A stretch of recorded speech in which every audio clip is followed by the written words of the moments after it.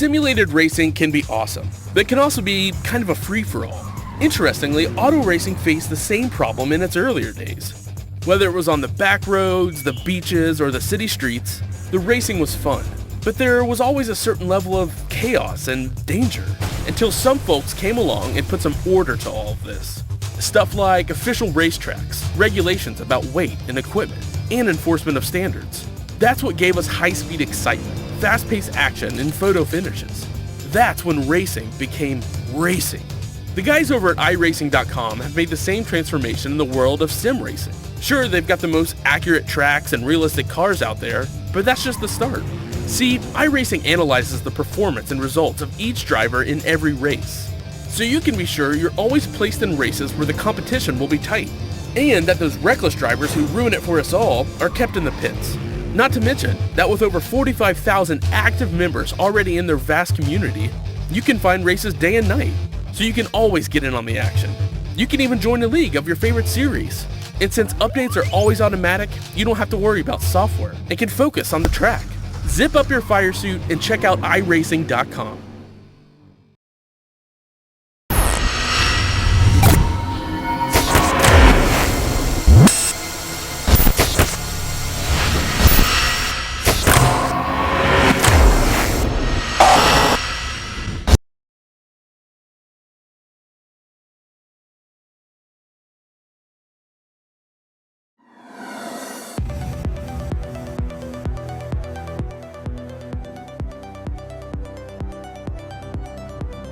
Good evening, ladies and gentlemen, and welcome to coverage here on RaceSpotTV of the 3 hours of Interlagos for the Gathering of Tweakers series. The pace car has just started rolling out onto the racetrack, and we've got ourselves, as always, a field full of cars ready to do battle at this majestic 2.68 mile, 13 corner racetrack. It is going to be the Pure Racing team starting on pole position with Falcon GP in second. As you'll see the rest of qualifying times coming up through the screen. Will Vincent along with Rachel Whiteford and also Ryan Littlemore.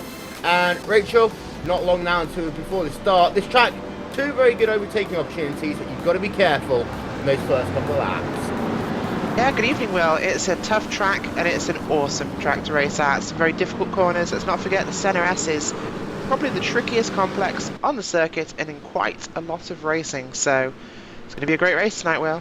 Yep, cars right now just working themselves down towards Yonkau, and they will be get set to go racing in just a couple of moments time for 3 hours around this beautiful racetrack. You see there the cars now working themselves on the exit of Yonkau, working themselves up the hill, ready to get this one underway in just 1 moment's time. iRacing.com first safety car will bring itself on towards pit road, putting the field in the command of that PRT car. As you can see, they're just working themselves now. That pace car will dance onto pit road in just a couple of seconds time. Pit road here is very difficult to get onto. Very fast, very furious, and we're going to see a ton of action over the next 3 hours. Now that pace car is onto pit road. Now that Pure Racing team beginning to build up the pace, and this round of the championship does indeed start right now, and they're all 3 wide already as they come down in towards turn number 1 for the first time. Got ourselves 3 wide, so themselves 4 wide as they come down in towards turn number 1 for the first time. Will they make it through? The answer is your front part of the field are indeed going to go do so. They're still going to be 3 wide though down in your mid pack, and it does look as though, Ryan, everyone has got through the centre S without real incidents. Yeah, it's a 3-hour race. They don't really need to make aggressive moves already. As we can see up front, Andreas Almensberger's in a bit of pressure as that Falcon GP car is going to go around the outside of that exit of that corner. That's a fantastic move, that is. Already into the lead. But Almensberger has that bit of a better exit. They're coming up towards the start of this really long right-hander, very tricky corner. He's going to be overtaken again on the inside of the number 69 car there as he's dropped 2 places at the start. That is not the best way to start your 3-hour race here, but plenty of time. Almensberger can just get into a groove and may gain the positions back. Yeah, Zan Bookman is up into second place in the JPS racing car, but it is Kei Koshube in the Falcon GP machine who now leads the way. And down the field, just to give you an update, everyone has indeed got themselves through the first half a lap without any incident at all. Your biggest loser inside the top 5, well, of course, that one is Andreas Almensberger. But Rachel, they were 4 wide now into the centre S, and somehow They all got through it at the other end. Well, they did indeed, Will, but we had some checking up and a little bit of light bumper-to-bumper contact going on at the turn-in for turn 1 of the Center S's at the back of the field. So, not entirely incident-free, but at least they kept it in check somewhat and we made it through. So, that's probably the hardest corner and hardest, well, corner on that lap. So, that's out of the way now. They've all got a rhythm, a bit more space. Things should flow much more nicely. Number 72 machine there of yours Freeland, just putting the pressure on Johan Kilzer, and he is in the Restart Racing green team as they work themselves on the exit of the Center S once again. Now Keikishibe this lap has been able to put about a 6/10 of a second advantage over Zed Bruckner as they work themselves now on the exit of turn number 4, heading down towards Viradora once again. Bruckner in second place, and then Almensberger in third. Fourth place will go down to the SRB racing car of RTN Mayer, and then fifth place Rudy de Witt for the Sim Racing Holland team car as they continue along. But good start for all these drivers. We've got ourselves a total of 34 drivers making that journey to the Autodromo Jose Carlos Pace right now. All 34 of them have completed their first lap. Last place is currently Integrity Racing car of Anna Pajari. But, well, the important thing is we are now underway. Those clocks are ticking. Go back, though, to that pass of the race lead. Keikishibe worked it on the outside of turn number 4 and 5, Ryan. What that essentially meant afterward is he could push Keikishibe out to the outside for the next corner, which is why Tim Bruckner was also able to get past. There's actually now Ommensberger under pressure from Antien May in the battle for P number 3 and 4. It was a good move that, I have to say. And further down the field, they're still really going too wide on the previous lap. Really for like the lower end positions of 20th onwards. So really close pack all up and down the field. They're all very talented drivers in this field today, and especially with Blackadder Racing, who is holding up, or probably has got a train. As we see a spin there of a rough driver. I'll find that out. It is Daniel Kraft in the number 11 Restart Racing blue car. This is down in the middle part of the Center S. We've seen so many drivers do this over the years, of course. And, well, they can see Daniel Kraft, Restart Racing blue car. Just having a look, it does look as though he had a little bit of contact on his right-hand side, but I'm not sure that contributed to the incident. Getting ourselves another look at that then on your screen as they come down in towards turn 1. There was no one really around him at that point, and he is now falling down to the rear of the field as they come down into that first corner. Oh, he does actually. He makes contact with one of the other drivers, which is what caused him that damage to his left-hand side on that car around. Has got it pointing in the right direction once again, Rachel, but he is now stone cold dead last. Absolutely dead last, and that's not the luck the Restart Racing team wanted this round, Will. But I think the 24 STF racing car turned across his nose actually on the entry to the corner. So, I'm not sure I could blame either of them hugely, but it didn't help. Yeah, and it is Estefania in the STF number 24 car. He's currently scored in the 12th position. You can say just how much then that driver of Crafts has lost.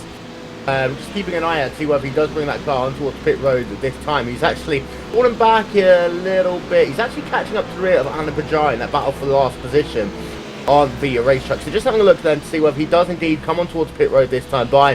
His tyres will be sharp, but it looks as though he will stay out on the racetrack, Ryan.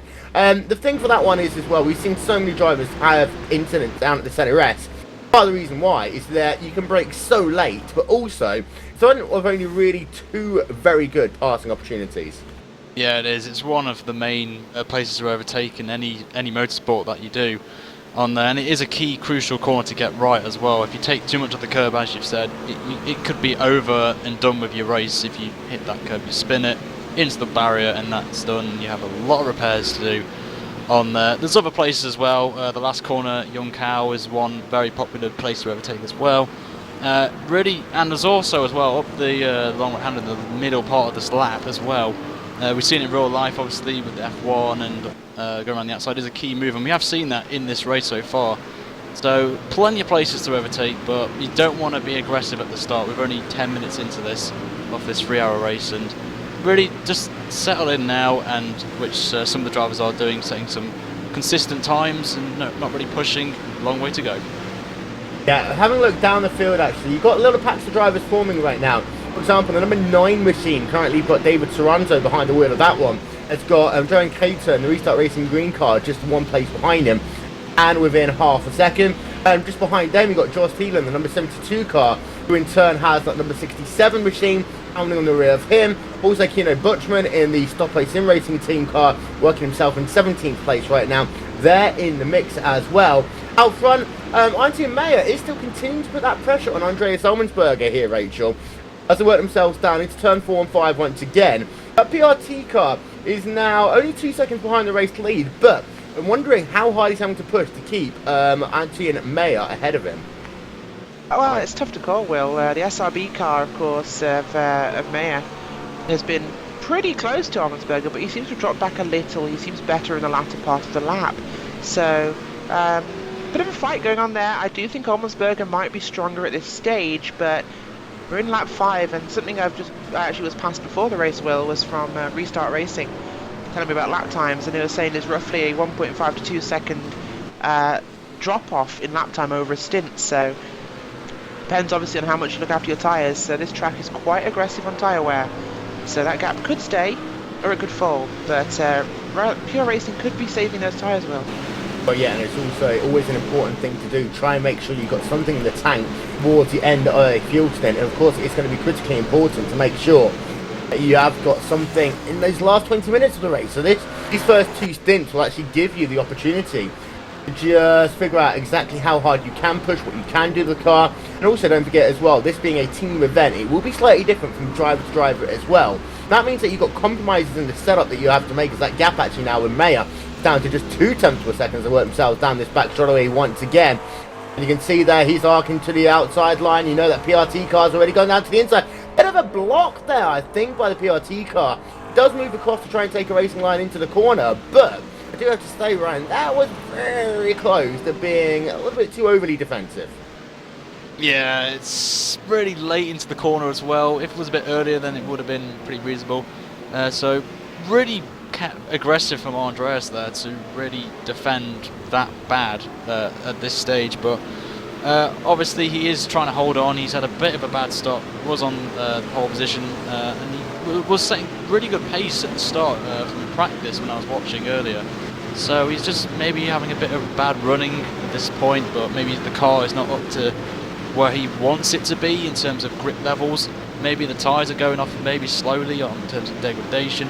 But he is starting to form a train here of obviously the SRB racing car, and also the sim racing for Holland car of Rudy DeWitt as well, who's joined this little party now. So got to keep an eye out for Rudy as well. He has been pretty consistent in the series so far, so he could be one to watch here maybe in the later stages of the race.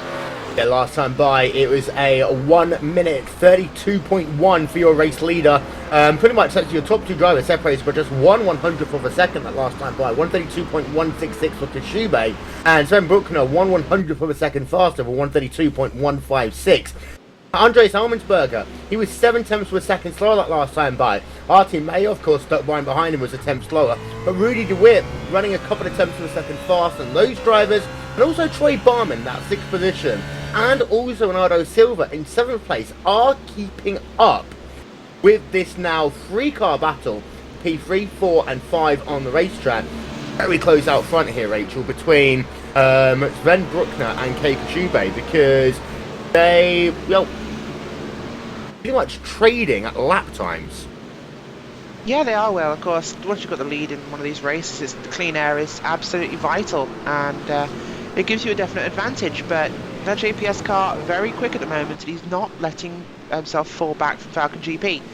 PRT though, starting to fall back even further, now just over 4 seconds behind 2nd place. And they're in the mix as well. You can add a very close battle between Jana Panikit running himself in P number 8 right now in the Team Digital racing car, and Alan Neves running himself in P number 9. Just behind them as well, you've got yourself Charlie Lucas in the number 84 Hellenic Racing Team car, as they are currently scored inside of the top 10. Give you an update, by the way, everyone is still running. We talked earlier on, of course, about driver who spun his car, the number 11 machine, the Restart Racing blue car, already up into P30 once again, Rachel. So that car, well, it's got a little bit of damage to the side, it is still going along. Yeah, they are, and of course Daniel Crafty was up in 11th for start of the race.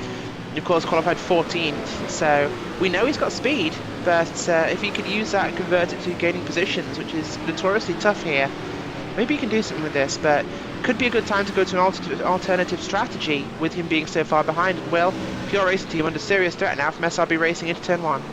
Yeah, very, very close between those drivers. Just a couple of tenths of a second. And it does look as though that the pressure is staying on. Now, the thing is, we've talked about it in some way already here, Ryan. The fact that these drivers, you know, some of them taking it easy at the start, because of the fact it is so hard to overtake here, that middle section of the racetrack, all you can do is follow.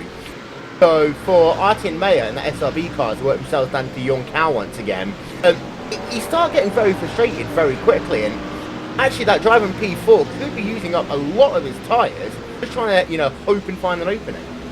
Yeah, obviously you don't want to be behind a car in front of you because of the dirty air, and the tyres will probably be getting worn out quicker than the car in front.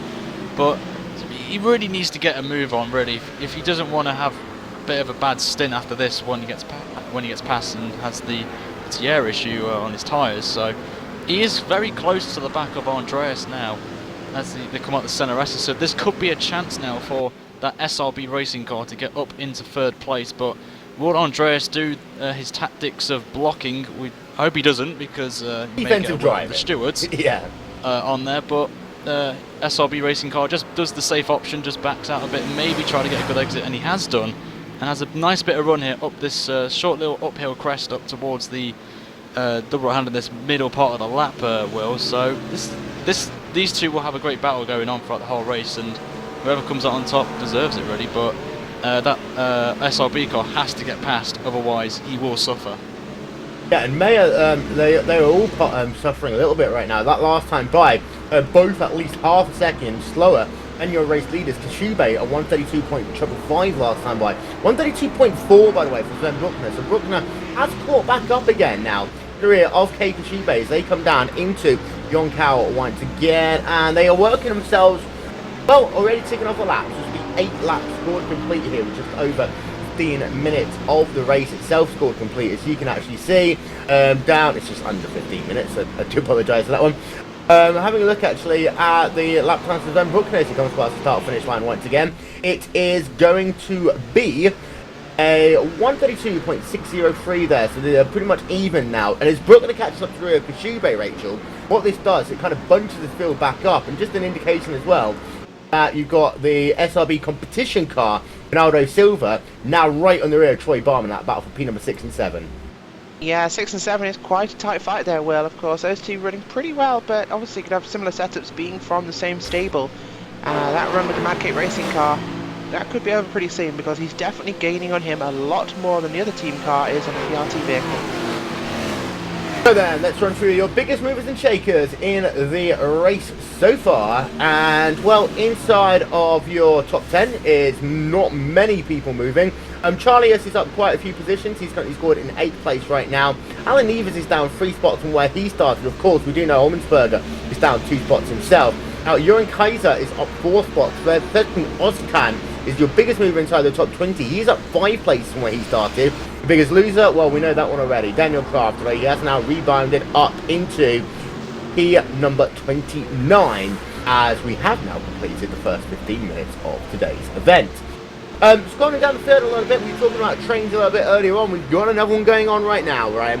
And this is from the number 55 car, Victor Dravegaard, Ika Estefano, David Serrano, Johan Kaiser, and also Joris Freeland. Actually, he's at the rear of that train a little bit too far back, but 4 drivers right now, pretty much nose to tail.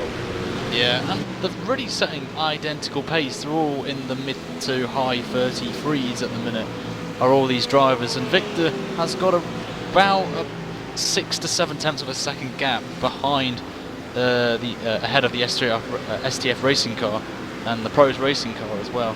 And also as well at the back of the train is the Restart Racing green car of your own Geyser, who's setting a 33.6 on that last lap as well. So nice that as you can just sit back really and not really get close to the cars in front, because they are squabbling. David Soranzo in the Pro racing car, and Iger as well, and they're not really catching up. I've just watched them now.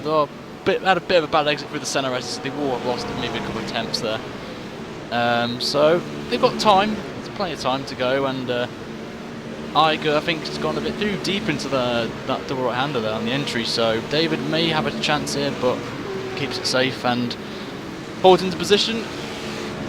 They are catching up this train up towards Alvin Knives and that Phoenix Motorsports car, as he's been held up as well by the Team Digital Racing car and also the Hellenic Racing team of Kalanios. I think I got that name wrong, so I do apologise on there. So anything can happen though. If that car holds these guys up, then the rest of the pack behind can catch up. Yeah, and just actually having a look as well, your battle that we're talking a little bit further out front. Bruckner is kind of now fallen back into line, that battle for P1 and 2, your overall race lead. Andreas Armensberger very close behind RT and Mayer as they come down into that first corner of the center S once again. They work themselves through the center S, come down the hill now into the curve of the soul, turn number 3. Can Mayer get himself any closer? Can he find a way of making a move? He's actually a little bit slower out the curve of the soul that time by, so he's now 3/10 of a second back as they work themselves down into towards turn number 4 and 5. Once again, Mayer will have to stay in line for yet another lap. If you actually have got Varkman at the rear of the field battling with Van der Gucht, and Van der Gucht there in that Black Adder Motorsports car, just getting himself past Kevin Bracken in the Mad Cape Racing Team cars that come down in towards turn number 4 and 5. Van der Gucht going to look down now to the inside of John Burgess in the Mechanica Sport number 6 car, and they're going to be side by side. Big drift there for Burgess, who loses 1. He'll lose 2 positions potentially, when I'm not quite sure, Rachel, how he's able to hold on to that one. He did. What he's done is he's gone to this mid-pack right up now, because you've got yourself 3, 4, 5, 6 drivers pretty much nose to tail. Yeah, great save there, Will. That's awesome driving in this series. These guys are talented. Yeah, bunched up the mid-pack, which could make things a bit more interesting, but going to be tough for them to actually make something happen out of this now. I believe that, yeah, we just had an announcement that Marcus Lambert has been black flagged on for an incident, avoidable contact, lap 9, turn 4, Will.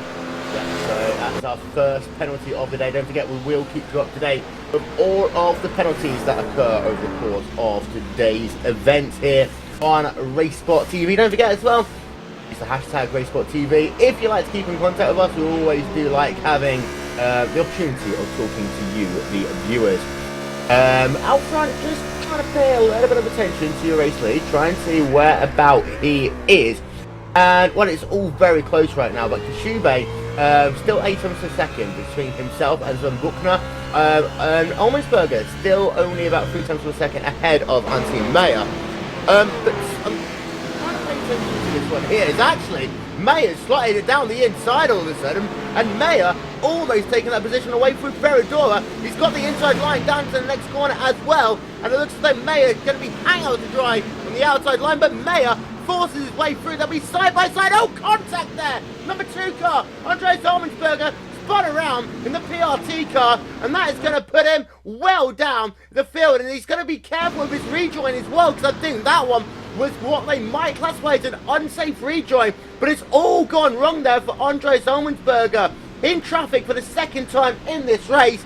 And we'll get ourselves a look as he comes down into the corner. They were side by side there, Rachel. And then I'm not quite sure if the 2 did actually hit, but we'll just have a look at that one again. They did actually hit. The SRB car came across, hit the side there of the number 2 PRT car, and then also afterwards as well, from back onto the racetrack, he was potentially there.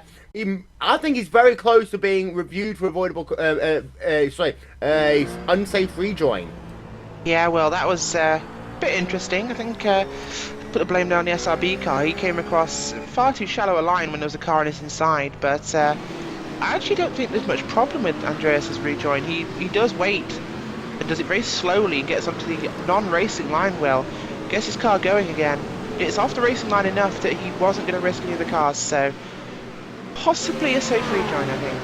And I think, well, sorry, just to cut you off there, but I think that you will be getting a driver swap very shortly for Restart Racing, possibly Restart Racing Blue, going to alternate strategy with them being so far down the field. Yeah, as I say, the only incident we've had so far is the gas hold racing car getting himself a black flag for a avoidable contact. That was the stop and go penalty for him.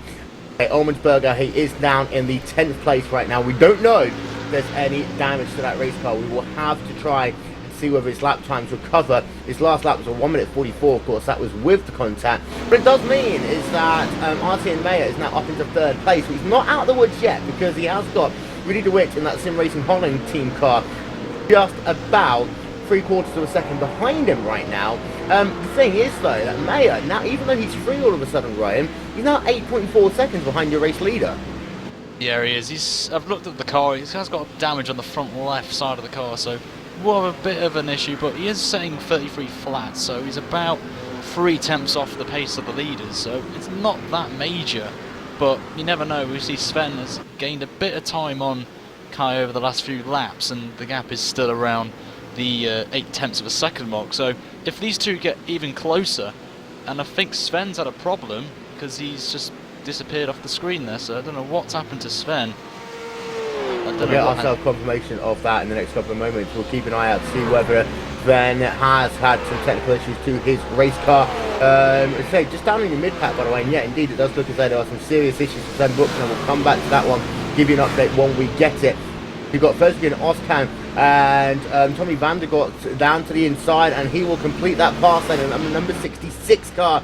That is the Blackadder Motorsports machines to work themselves on the exit of turn number 4 and 5. Once again, there you can see up the hill, going to go side by side, potentially into Burrador once again.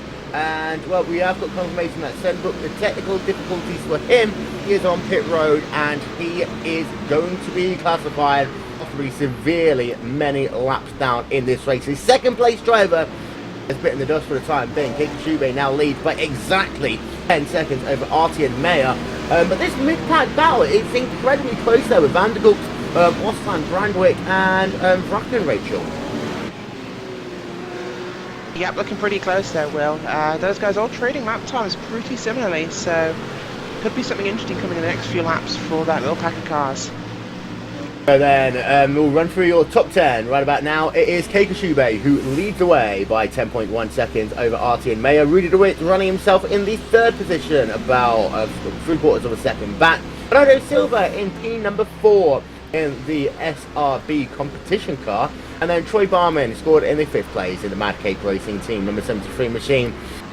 Charlie U.S. Christiakopoulos in the 6th place in the number 84 Hellenic Racing Team car. And a parakeet in the Team Digital Racing number 3 machine, currently scored in the 7th position on the racetrack. And we've got Alan Neves in 8th for Phoenix Motorsports. 9th place, that is Andreas Elmensberger. And then rounding out your top 10 is now that number 55 car with Victor Dravegaard behind the wheel. Give you an update then. We have only had one driver make a pit stop so far. That's a stop and go penalty for the Gashold racing car. Although the JPS racing car is currently scored on pit road. That was one, of course, who was running high up at the start of this race. Over to you, Ryan.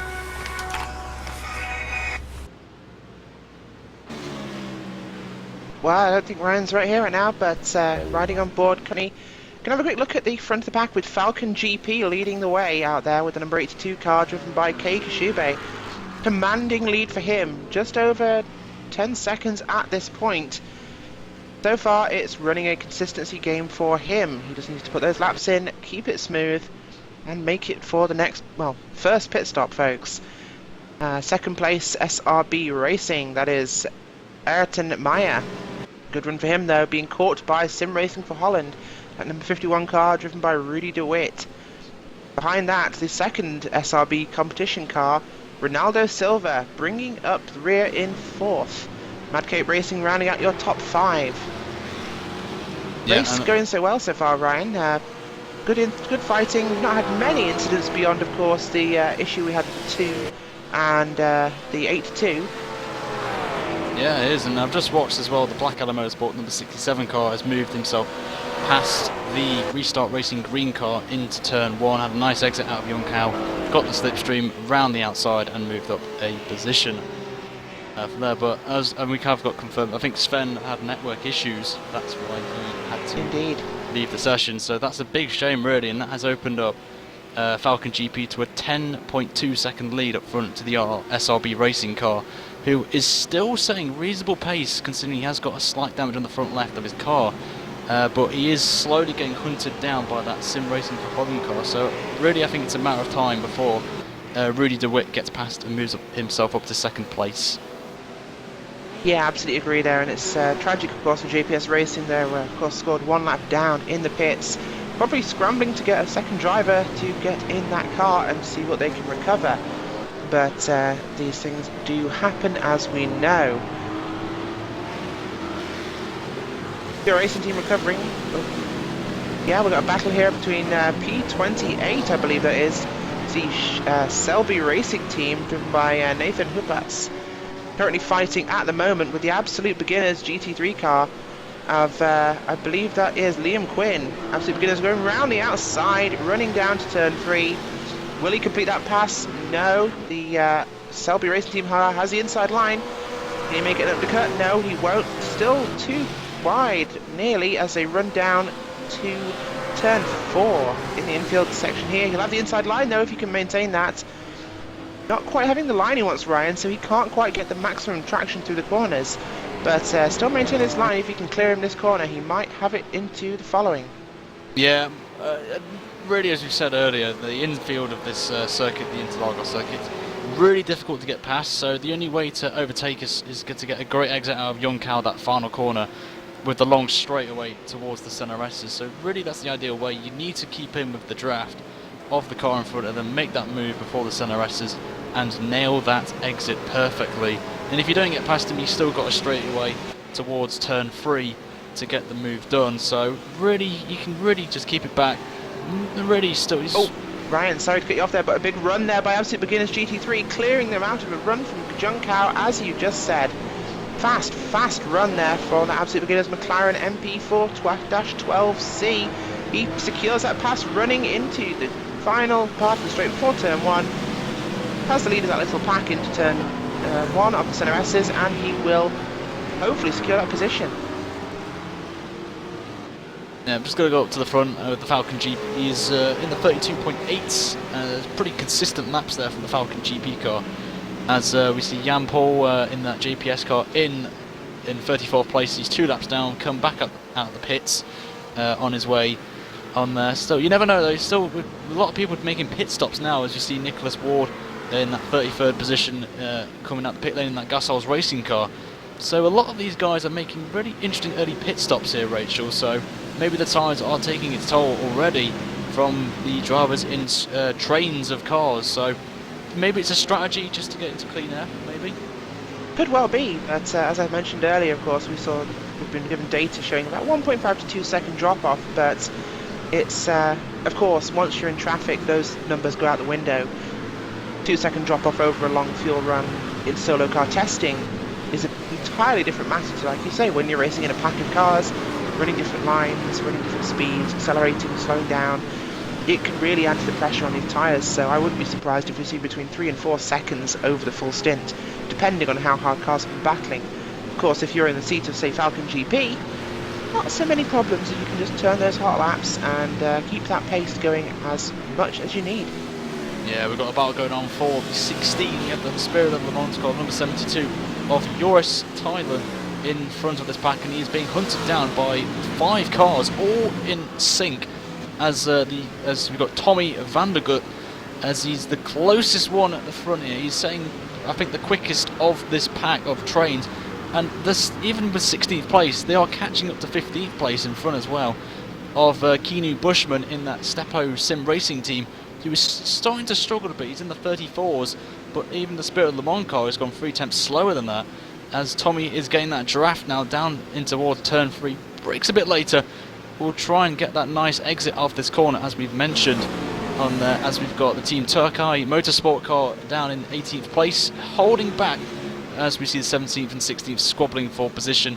And behind him, we've got Frank Brandwick in that Racing Geico's car in 19th place. And behind him, we've got the Mad Cape Racing team, the number 74, Kevin Brangan, all in line astern, Rachel. This is going to be quite interesting to see who comes out on top here. And as I said that, we've got the Meccana sport car John Burgers, yeah, I think I've got that name right, so I do apologise again on there. So all these guys, all in the 34s, so pretty consistent pace, Rachel, and should be interesting to see who comes out on top in this battle. Should indeed, and of course, just to let you know, folks, now, of course, Geico can save you 15% or more in 15 minutes on your car insurance, but there are also other insurance providers, and I wonder if Racing Geckos have gone with somebody else. So I just want to say as well that Meccano sport car has got damage on the rear right side of his car. It must have made contact early on in the race, and really well. That does affect the downforce as much and the speed. So he is still in that draft of the 5 cars in front of him. So I think if he's out of that draft, Rachel, he's going to be a sitting duck to the cars behind. Yes, he will, Ryan. Absolutely. Yep. Good little train here, actually, between, I believe that is Spirit Le Mans leading this pack of about 6 cars, including Blackadder Motorsport, Team Turkey Motorsports, Racing Geckos, Mad Cape Racing 74 car, and Mechanica Sport. Nice 6-car pack there, running pretty close together. Of course, as we mentioned, this will definitely affect their tyre wear, Ryan, running so close together. Other cars with perhaps a bit more gap, they can manage to fuel more. Yeah, it's a long race, this one. I believe we're going to be probably hitting the 4 to 5 pit stop range, as these GT3 cars have got a substantial fuel tank in their cars compared to the likes of the HBDs, and which we will see in tomorrow's broadcast in the Neo Endurance race for the 6 hours of Interlagos, which you can check out on RaceSpotTV tomorrow afternoon. So it will be interesting, but the tyre wear will be, I think, the factor around here. This track is demanding on the tyres, as we have got some interesting weather for this race as well, with partly cloudy with 40 degrees on, so the track is very hot here. So those tyres will be getting crispy at this point. So we may see some people pitting in very shortly. Yeah, we probably should, Ryan. Of course, running towards the end of the fuel stint very shortly here. This is going to be, of course, when the cars are at their worst, realistically, and it's going to be important to see exactly what they can do in these later stages, and just when people will start to jump to pit road, make those changes. Will they take tyres? Will they double stint? Will we see them, of course, taking a full fuel load, maybe shortening this second stint? It's going to be a real opposite time when we'll start to see different strategies coming out for these different teams and what their intentions are going to be. Teams like perhaps Restart Racing Blue, who, of course, just an update, up to 25th position now, climbing back after that early race incident in turn 1 with that number 24 STF racing car. So they might go off strategy, they might try something different, Ryan. Of course, if you're in that position, you'd want to find anything you could, having lost track position, to gain some back, perhaps. Yeah, as we see someone coming onto the road, it's Nathan Hubbard in the Selby racing car who will be going into his pit box. But up front, it's still Falcon GP leading the way. It's now, the gap is 12 seconds to the SRB racing car, with the Sim Racing for Holland car right behind him of Rudy DeWitt, with SRB competition in 4th place, with Mad Cape completing the top 5. Oh, Ryan, sorry, we have a big incident happening, actually. Number 96 with heavy damage at this point. That is, of course, looking through the numbers right now for you, that is the Gasholes racing car of, well, they've got no driver in there right now. Got to find out exactly what happened. It was Nicholas Ward who was in the car at the time. It was indeed. He just went off. Solo car, exactly. That's quite an interesting movement.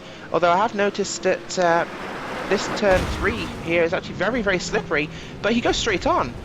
He doesn't even seem to slow down, so potentially a hardware failure in that vehicle, possibly steering failure. Yeah, it's probably a malfunction with his wheel. I've had that many times on iRacing, so that's a real shame to see that. And they were doing pretty well, I would say. Not the quickest car here today, but they're going to try and finish this race. As the battle at the minute, Rudy DeWitt and the SRB racing car, it's really anticipating to be a good battle between these two. SRB racing car set a 33.5 on the last lap, and Rudy DeWitt set the same time as well, so these guys are going nose to tail up through Yonkau onto the long straight now, going past the pit entry, where in the driver's briefing they have been told to be extra careful coming into the pit lane, just in case if we don't see any wrecks going on. Rudy set another 33.5 on that last lap, whereas SRB also set a 33.5, but behind them as well, as we see the Mad Cape racing car saying a 35 flat. So as you said, Rachel, the tyre wear is now coming into effect. The times are dropping off, so it will be nearly a few laps time before they pit. It probably will, Ryan. So, of course, that's going to be playing a factor into the timing of that first pit stop for drivers.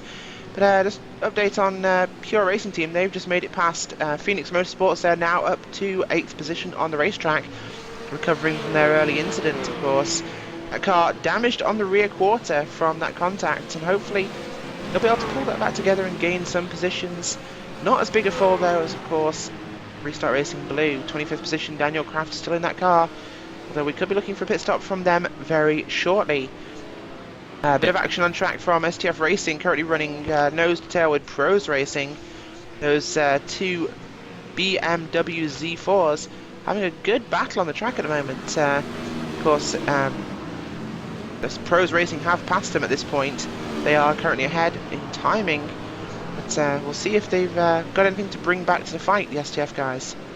We'll say as well, there is another BMW battle going on. There's 3 BMWs all line astern for 18th position as the Racing Geico's car nearly pulled off a cracking move around the outside of the double right-hander, but the Team Turkey Motorsports car holding on to that 18th place. So all down the field, it's going to be very interesting to see. And it's Gecko. I apologise again for the mispronunciation of the team. That's not a problem, Ryan. Racing Gecko's in a 4-car train there with Team Turkey Motorsports, as you mentioned.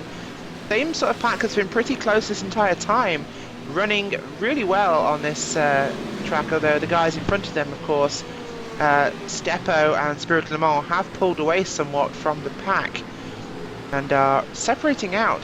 Blackadder Motorsports as well going with them. Team Turkey Motorsports seeming to fall back somewhat on those tyres, holding up that train of 4 BMWs. Although it is quite interesting to point out, of course, that one BMW has gone with the leaders, of course, Blackadder Motorsports, Spirit Le Mans, the Ford GT, and Stepo are another BMW, so it's not really that interesting. I was hoping there'd all be different car makes to showcase, of course, the differences we see in these tracks between the different models. Of course, some cars seem to do better and others not quite as well. This race being led, as we see, by a BMW Z4, and second place being a Z4. Third place being a Porsche, 5th place being a Z4, so it does seem that the McLarens aren't perhaps quite as high. We saw Pure Racing Team falling back, Ryan. You drive these cars, I mean, the difference is that palpable on these tracks that we see a significant difference in performance.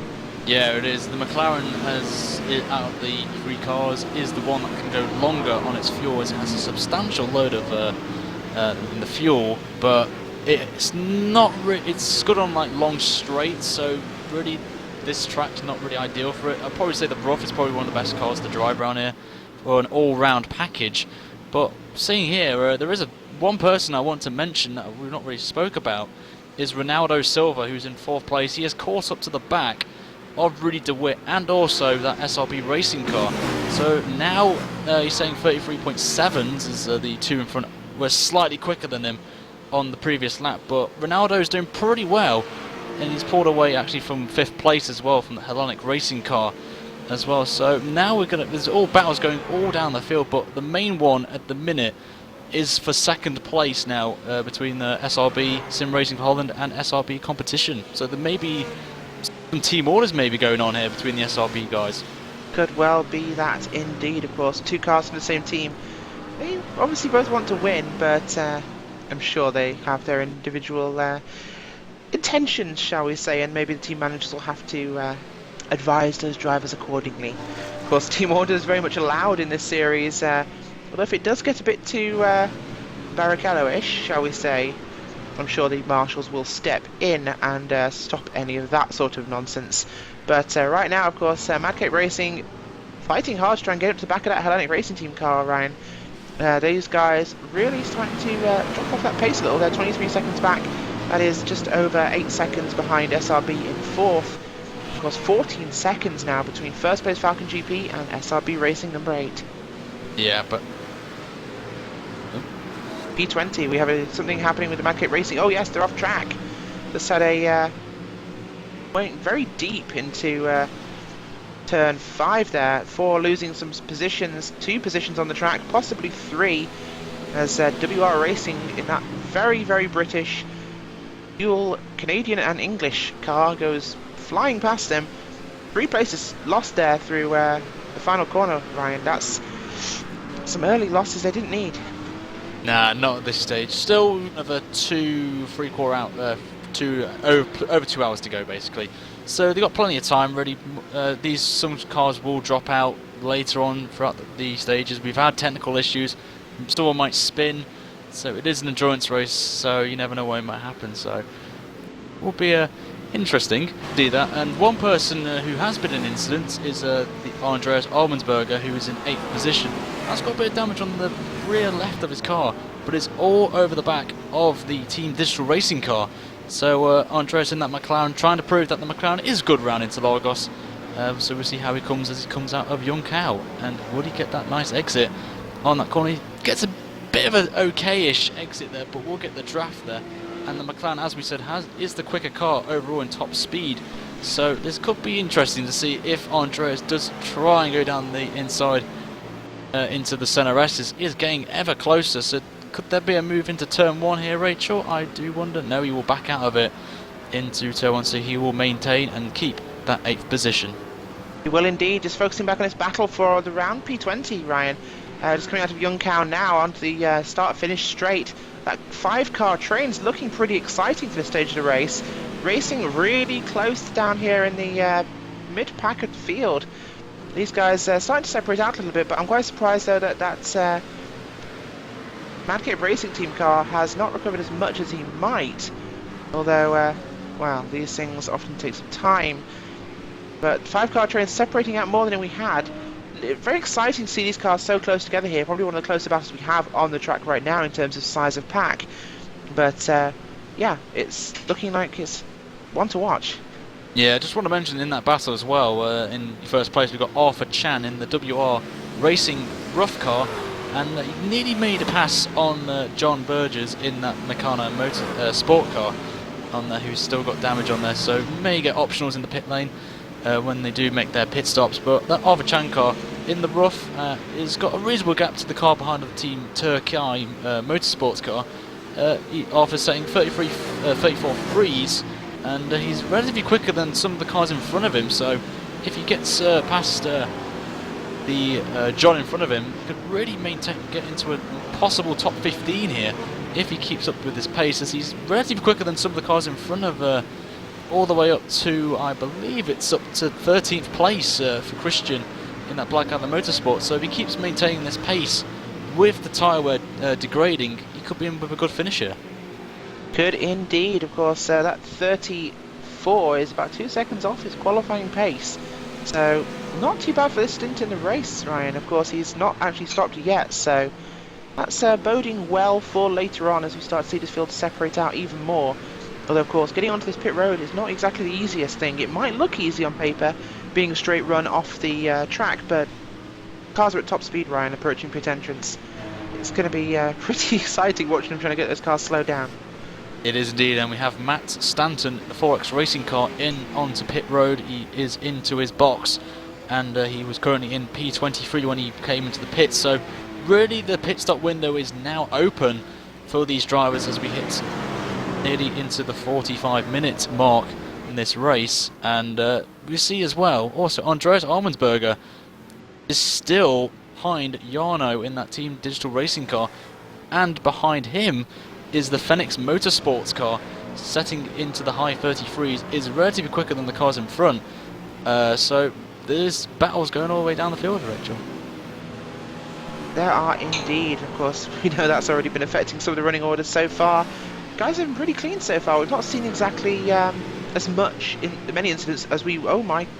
Oh no, sorry, the camera was being weird. As 4X Racing head out there, Matt Stanton in that car, running down one of the tightest and strangest pit exits in all of motor racing there, Ryan. But yeah, I'm surprised how close the racing's been and how clean it has been. Of course, these guys know it's a 3-hour race, but you always want those positions, and these guys are racing drivers at heart. It's been a good race so far, actually.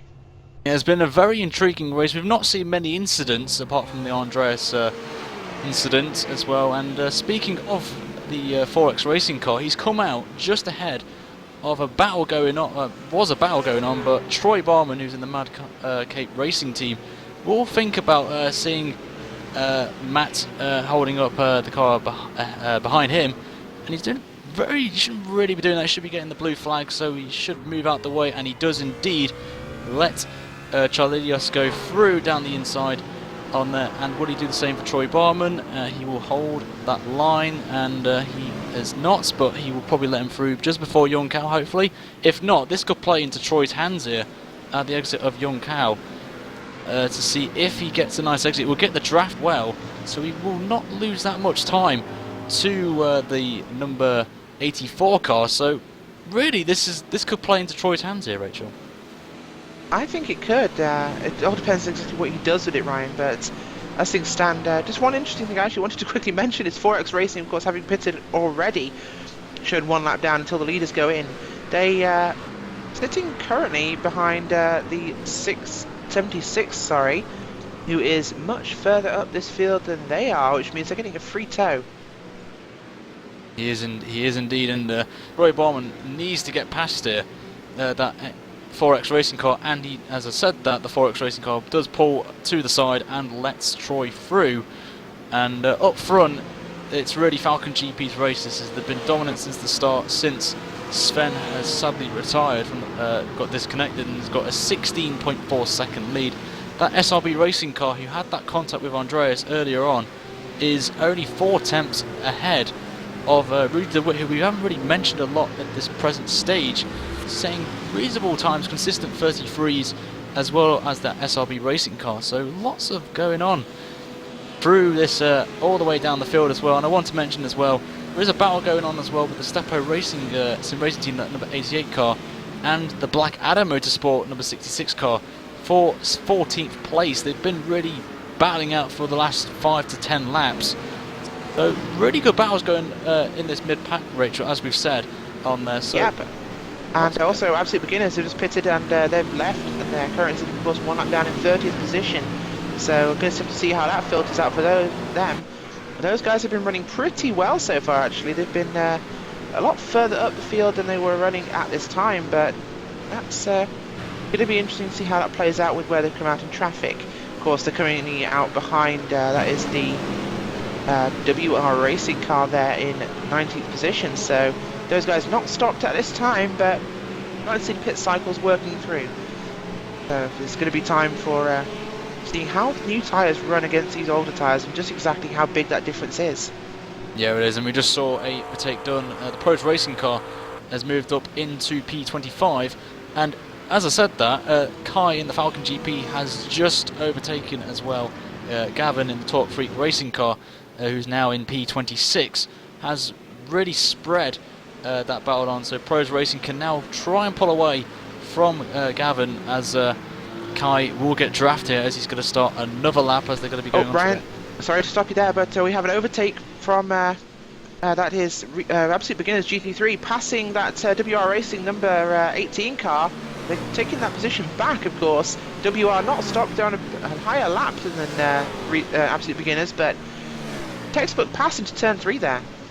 It is, and see as well as the Pros Racing car lets the leader through that Falcon GP car on there, as Galvin just made a bit of a mistake out of the center S's there, just holds on and nearly makes contact with the JPS Racing car as well. And this JPS is obviously a lap down on Gavin, as he's going to try and gain a lap back on him, and there's a nice move there down into turn 3, and Will, good battle going on all the way down the field there. So Falcon GP doing pretty well so far. Yeah, that gap's now up to 16.4 seconds between that number 82 Falcon GP car and then Aritian Mayer in the number 8 SRB Racing car. You've got side by side there just a moment ago with Kino Butchheim in the number 88 Stopo Racing Team car, battling with that Black Adam Motorsports car. Dan P14, team number 15 on the racetrack. Alexander Cockert is now just gone down one lap in the number 9 car. However, he has made a pit stop. Drivers who have made scheduled stops are Cockert, Stanton, Quinn, and Huppat. And this kind of comes back to what we were saying at the very top of this broadcast, Rachel. 2 seconds a lap time. You are faster at the start of a run compared to the end of the run. This is why you're seeing these guys laps down. not being overtaken as easily if they early on an early pit sequence, or in some cases getting lapped back because they are faster at this stage of their own stint. Yeah, absolutely. Of course, the only car that's really been able to manage their tyres and their fuel has been Falcon GP out in the lead wheel. Of course, 16 seconds now clear of second place SRB Racing. Everybody else has been fighting, which of course makes big differences to your tyre and fuel use when you're running behind other cars. So when you start to use those up and wear things out, that only adds to the problem. So we saw 1.5 to 2 seconds of tyre wear in testing for these guys, which is pretty much solo running. So of course that'll be much exaggerated in the race, maybe 3, maybe 4 seconds. We are going to have to see a lot of cars that have not pitted yet, as you say, getting past cars in the lead lap, passing the leaders, passing the cars, and that can actually influence those front pack battles because these other guys are suddenly faster.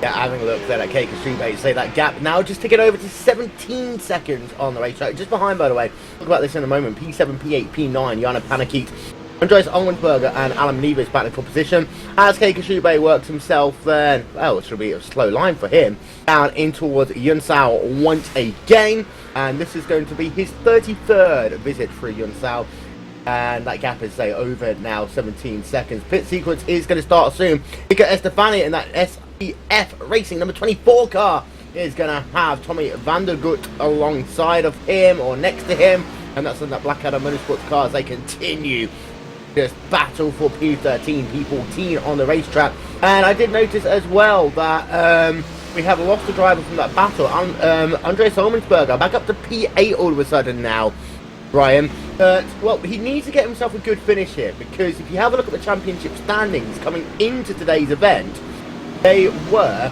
put in 3rd place in the championship. We know the issues with JPS Racing. Falcon GP are leading this race. Falcon GP are going to want to get themselves a bigger points haul as they can.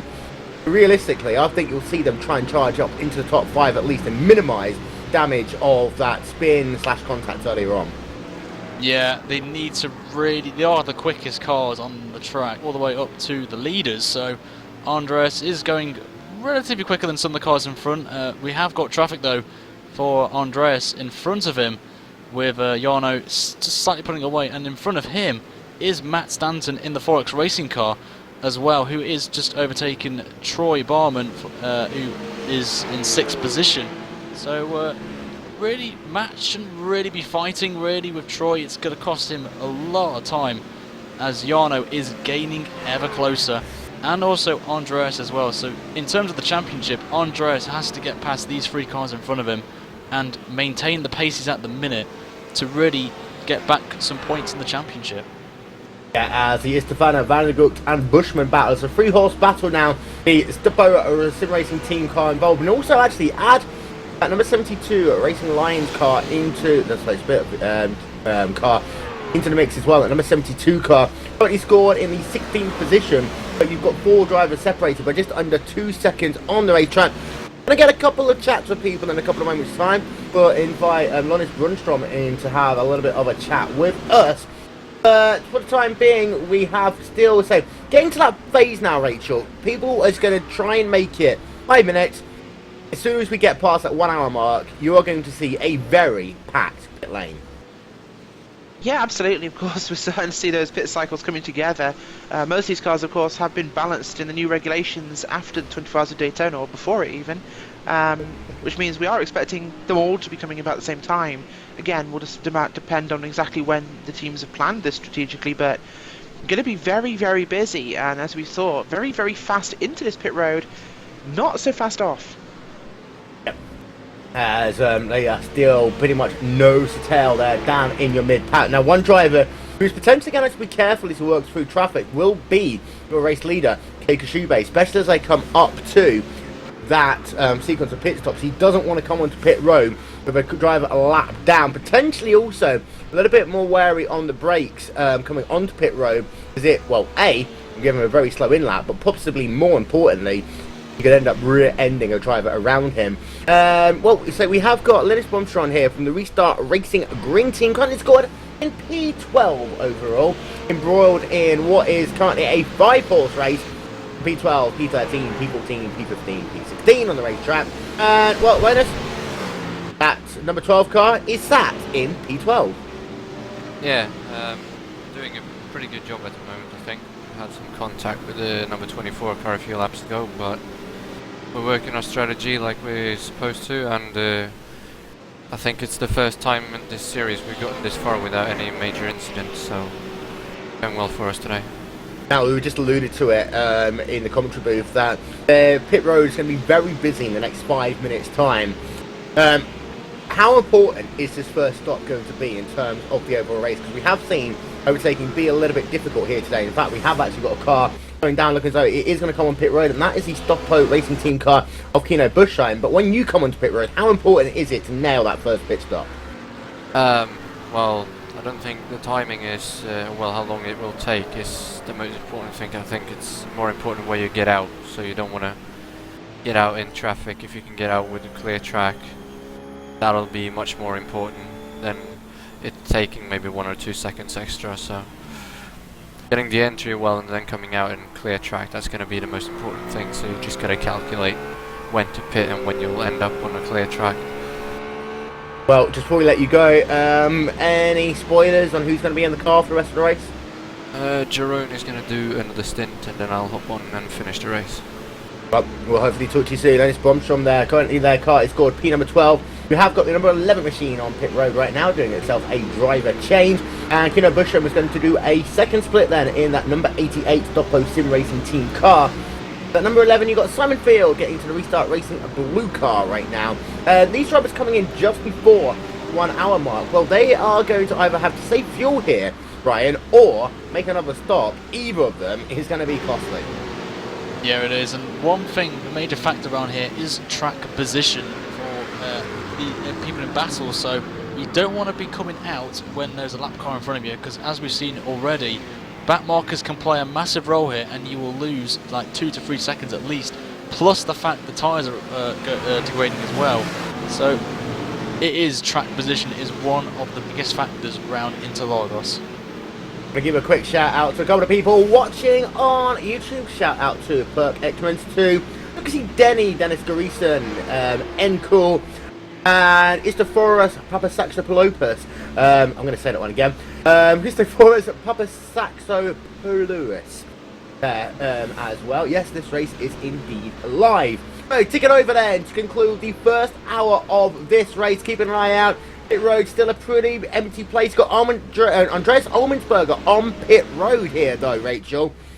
Just shy of that 1 hour mark. Now he might just be able to make it to the end of this race if he makes one more pit stop, but he's now going to have to go into conservation mode just a lap early. Just to cut you off there, Will, Spirit of Le Mans and Blackadder Motorsports have both gotten past Restart Racing Green.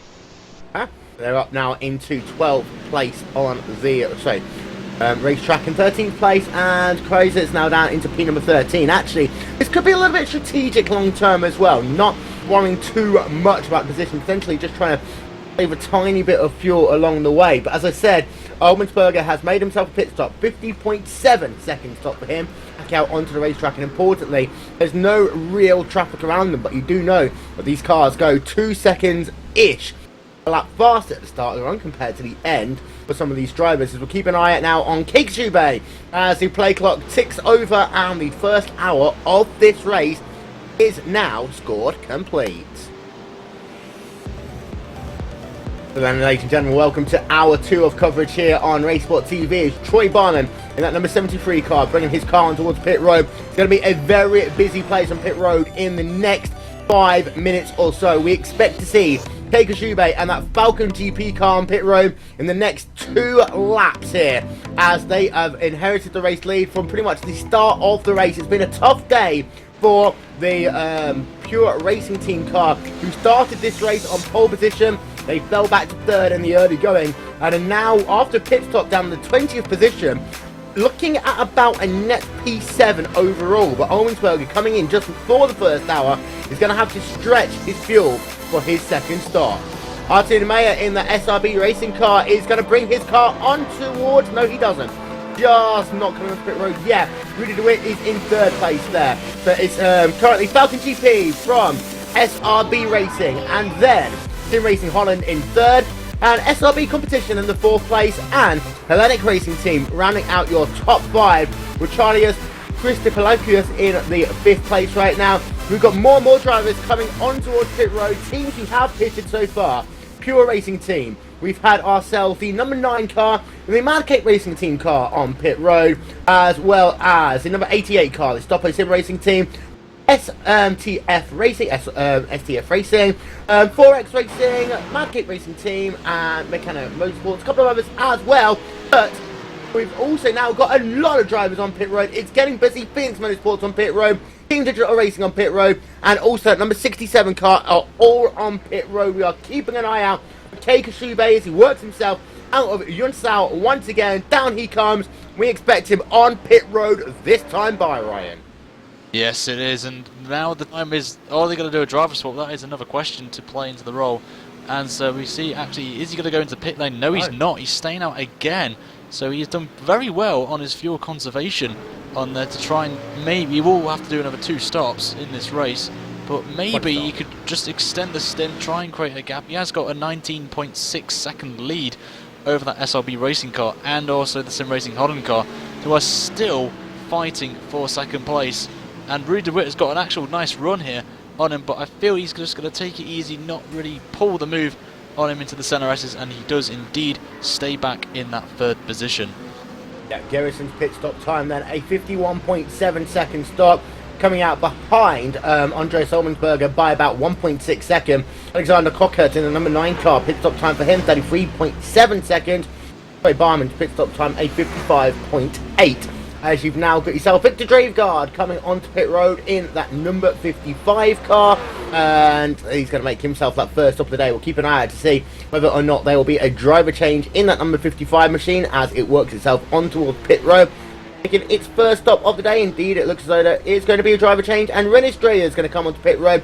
A lot of drivers coming down now in your mid pack as well to make their service.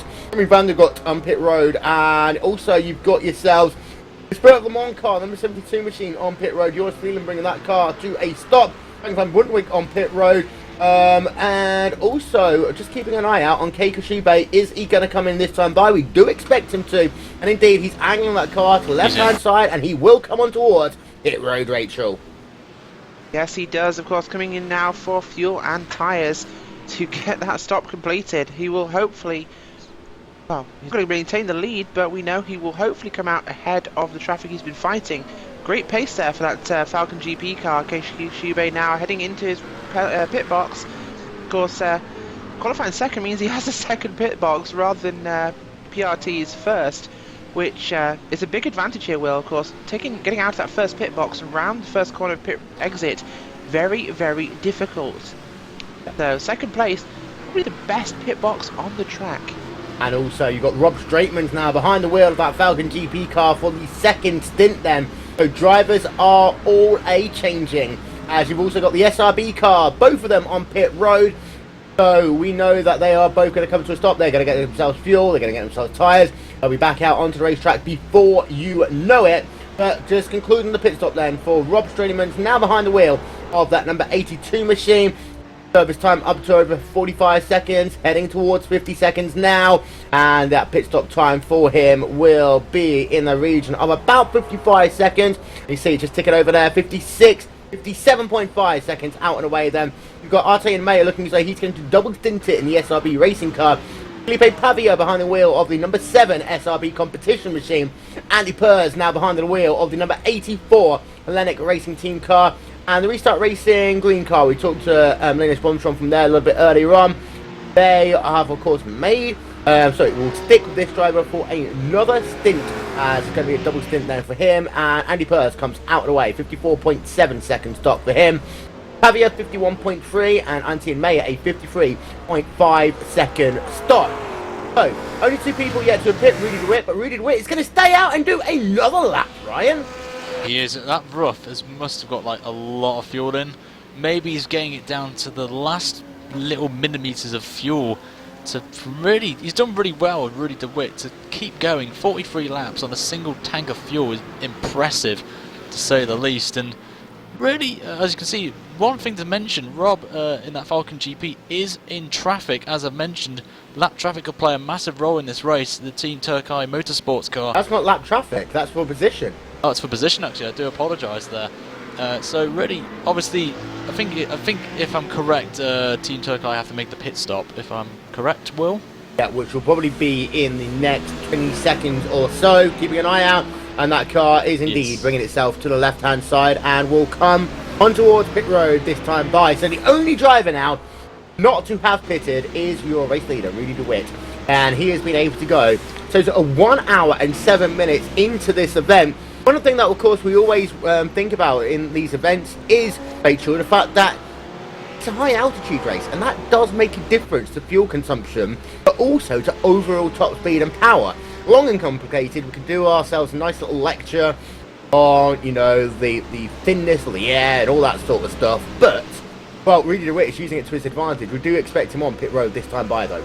We do indeed expect him to come in, Will. Yeah, you're right, of course. Thinner air fuel consumption will probably actually improve, so... He stays out! Stays out. He does. That's surprising, because it's a very late call on this. You seem to duck for pit road, then switch back out again. Surprised that wasn't actually a... course penalty, because I know cutting that line that close to pit entry has given some people a flag penalty. Yeah, Team Turkey Motorsports then, it's Becca Karaka behind the wheel of that number 10 car as it completes its service, just ticking over now to about 50 seconds for him as he makes himself his first pit stop of the day. We've got another car on pit road as well, 57 seconds. WR Racing, I believe that might be, well, we've got someone on pit road, and we've got ourselves Torque Freak Racing, I'll take that one back, on pit road, that number 19 machine, and we've got Integrity Racing on pit road, as David Baraclow now going to get behind the wheel of that Torque Freak Racing car. 1 hour and 8 minutes scored complete in this event, and well, Rudy Witt now has led himself a total of 2 laps, will be 3 at the line. He, of course, was in 3rd place. Now, part of the time that he's staying out, of course, what it means is he'll have to put less fuel in on his final stop. So, the 20 or so seconds back he was at the point before this pit stop's even commenced means that he won't be as far back overall. Of course, we need to know the lap times that Straightmans are doing. The last time by, it's 134.0 for Rob Straightman. It's a very slow lap for him. He will come back out with the race lead when they do come on towards pit road, Rudy DeWitt, which surely must be this lap, otherwise there is going to have to be an investigation for an illegal fuel tank or something. Rudy DeWitt does come onto pit road. Yes, he actually does this time, Brian. So, the number 51 Sim Racing for Holland car going to slow it all the way down to pit road speed limit, which here today is a very slow 45 miles an hour, making himself his first pit stop in that number 51 car. It's going to be interesting to see how much time they can gain overall, Ryan, in this sequence of pit stops. Yep, and we'll be interested. Will they do a driver swap as well? I don't really see Rudy coming out the car, it seems, so he is taking fuel and tyres. So this will be a very short pit stop than the rest of the field, so it will be intriguing to see where Rudy comes out. I'm just going to check where Falcon GP is, as he's just come out of Young Cow. He's onto the long straight, so this will be very close as Rudy is still in his pit box as Rob is coming to the pit entry, and it seems Rob is coming into the pit lane. No, he doesn't. It looks like he was going in there for a second there, but Rudy's still in the pit box, so this Rob will still hold the lead for the Falcon GP car, and it's a very long stop this for Rudy. He'll probably put full tank of fuel in as Falcon GP take the lead. Yep, pit stop time then going to complete for Rudy DeWitt as he falls down into 3rd place once again as that SRB car comes past, and also the SRB competition car is going to go past as well as DeWitt comes back out onto racetrack. 54.8 seconds stop for him. Now that was 3 seconds slower than what Felipe Pavia did in the SRB competition car, and as they come onto the back straightaway again, you can actually see that 3 seconds visually as you're going to get one roof alongside another roof there. That's a WR Racing car who Rudy DeWitt is able to just come out ahead of. That is probably going to be critically important for his race. But the gap, it's 17.7 seconds. And to give you an update, by the way, ever since Strickland's got behind the wheel of that car, that gap has come down by about 7 seconds overall. So then, getting close to the halfway point here of the Avenue Tweakers Endurance Series from the Autodromo Jose Carlos Pace. We'll be back in just a couple of moments' time after these messages. You are watching RaceSpotTV.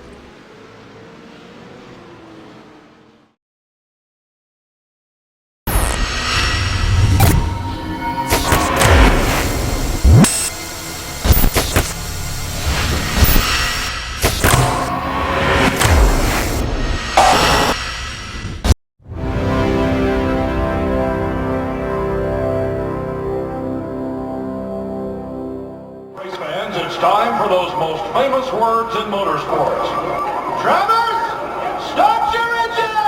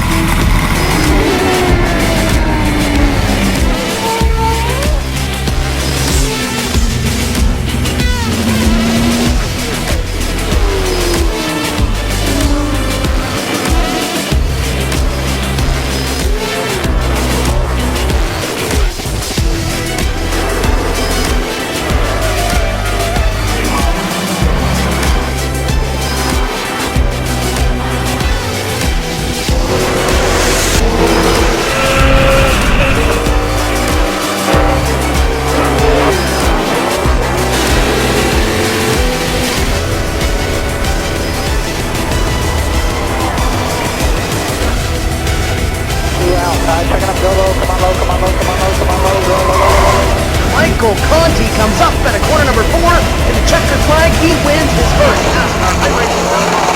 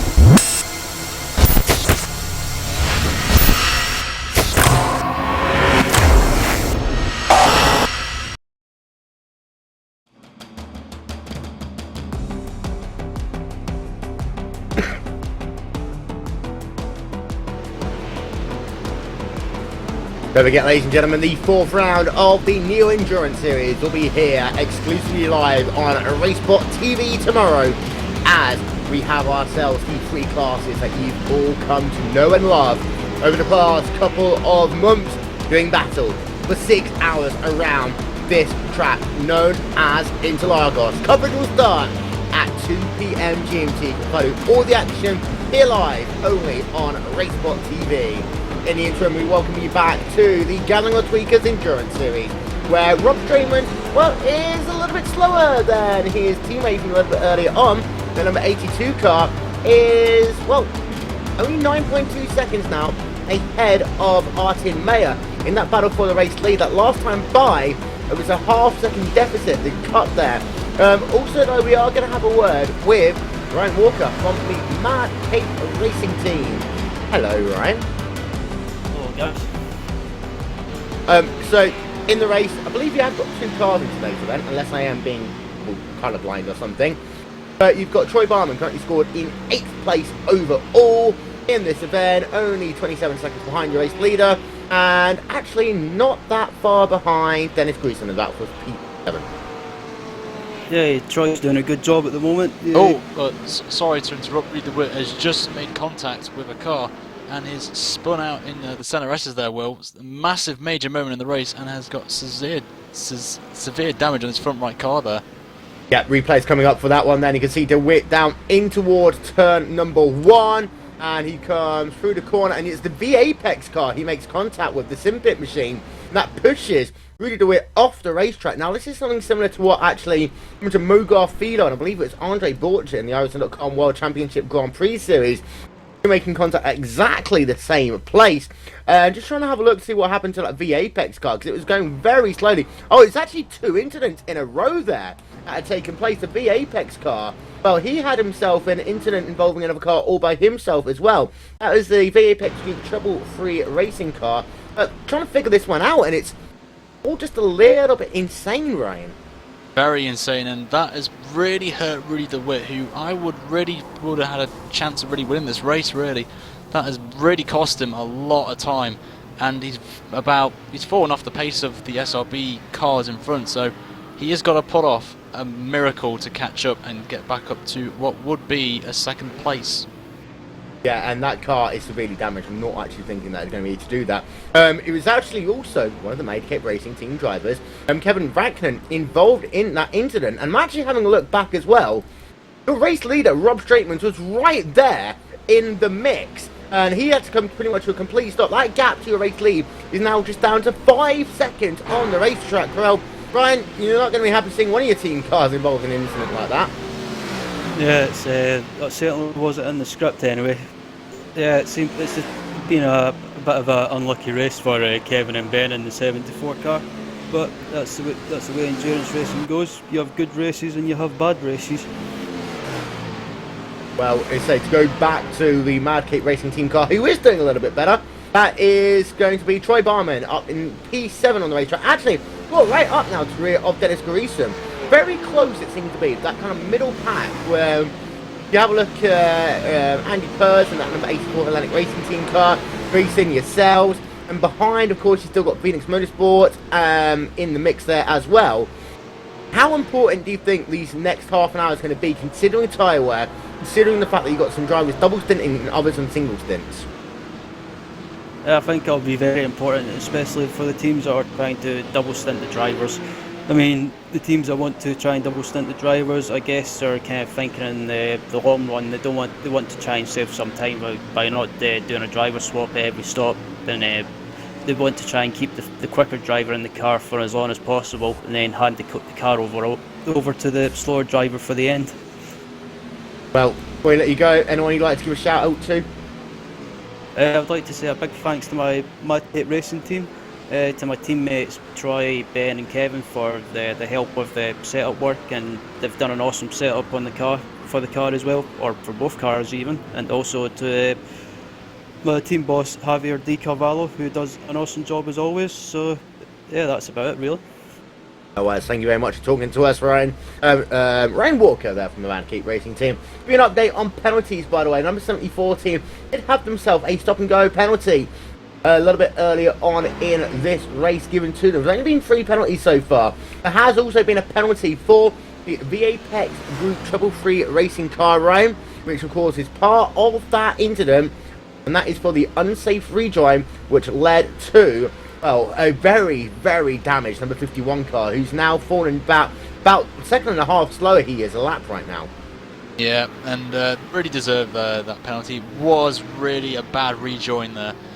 So really, that's really cost Rudy DeWitt here. He's in the 34s now, and he is falling ever backwards. And really, Pro's racing car could have I would say Pro racing car, but then I realised he's 3 seconds slower, that Pro's racing car. But up front, I will say, the man that had an incident at the start of the race, Andreas Armensberger, is in 4th place. He is 18.9 seconds off the lead, but he is going quicker than the Falcon GP car. And speaking of that Falcon GP car, SRB Racing are only 3 seconds away. So Rob is struggling on the track, as the SRB Racing car was 1.2 seconds quicker on the last lap. And also his teammate, the competition SRB car as well, in the 32s as well. So both the SRB cars are catching the leader, and that will be very interesting as we approach nearly the halfway mark in this race. Yep, so as it stands, you've got yourself Falcon GP number 82 car of Rob Stradiman's being caught by the SRB racing car with Martin Mayer behind the wheel. Of course, both these drivers, Mayer is double stinting. Stradiman has moved into the car. Felipe Pavia in third is actually kind of holding station where he is. He's about the same pace as his teammate. And then the PRT car, well, he's kind of all in no man's land all of a sudden in that fourth place, but has been able to pull a rather sizable advantage now over that number 84 Hellenic Racing Team car, currently with Andy Pers behind the wheel. Run through some of your retirees in today's event. We only have 2 of them so far. Number 96 car, the Gasals Racing Machine, is out of the race. The JPS Racing car, Jan Punillas was the last one behind the wheel of that one, also classified as out. The VAPEX Group Treble 3 car is now scored as 4 laps down and just made a penalty stop. The WR Racing car of Martin Green is scored as 3 laps down overall. Also got a couple of other drivers scored laps down. Racing Gecko's car, which is not to be confused with Geico, scored in the 30th place. They are scored a couple of laps down, as is Integrity Racing with Alan Pajari behind the wheel of that one. The DRS Racing car, one of the 4 GTs there, with Chrissy Deruda behind the wheel. David Barraclough in the Talk Freak Racing car. And then finally you've got Nico Van Elk, Kevin Brackham, and Nathan Huppat and Liam Quinn all scored as 1 lap down. Our last time by, it was a 133.6 for Rob Stradiman and 133.0 for Artian Mayer, and Mayer is really closing it all of a sudden. He is. He has got the clean air as well.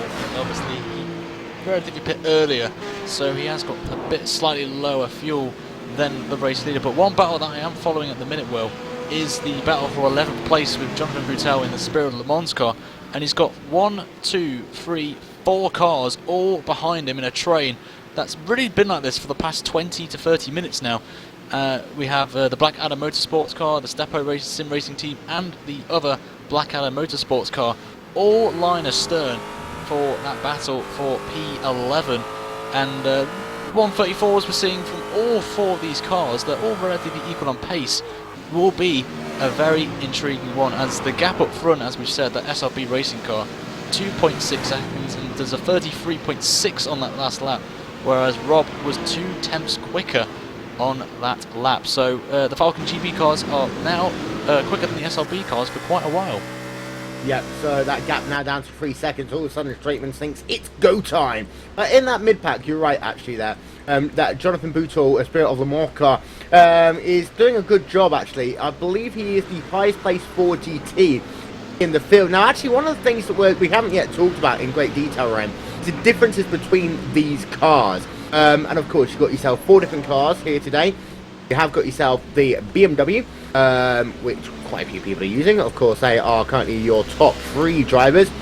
You've then got yourselves the McLaren MP4 GT3 car, which is highest placed car is Andreas Ullmansberger. Then you also have yourselves the Roof, which I'm trying to look through to see what the highest placed Roof was. It is currently Rudy DeWitt, who's now down in P number 9. And then, of course, you do have your Ford GT, which the highest placed one is Jonathan Boutel. But it's kind of, they are balanced, so to say. Each of them has their advantages and disadvantages over the other.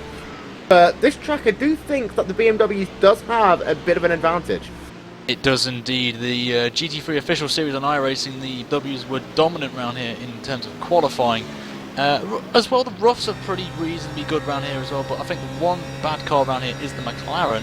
It's relatively good in a straight line as well, and has got a big fuel tank as well, so it can go further in a stint.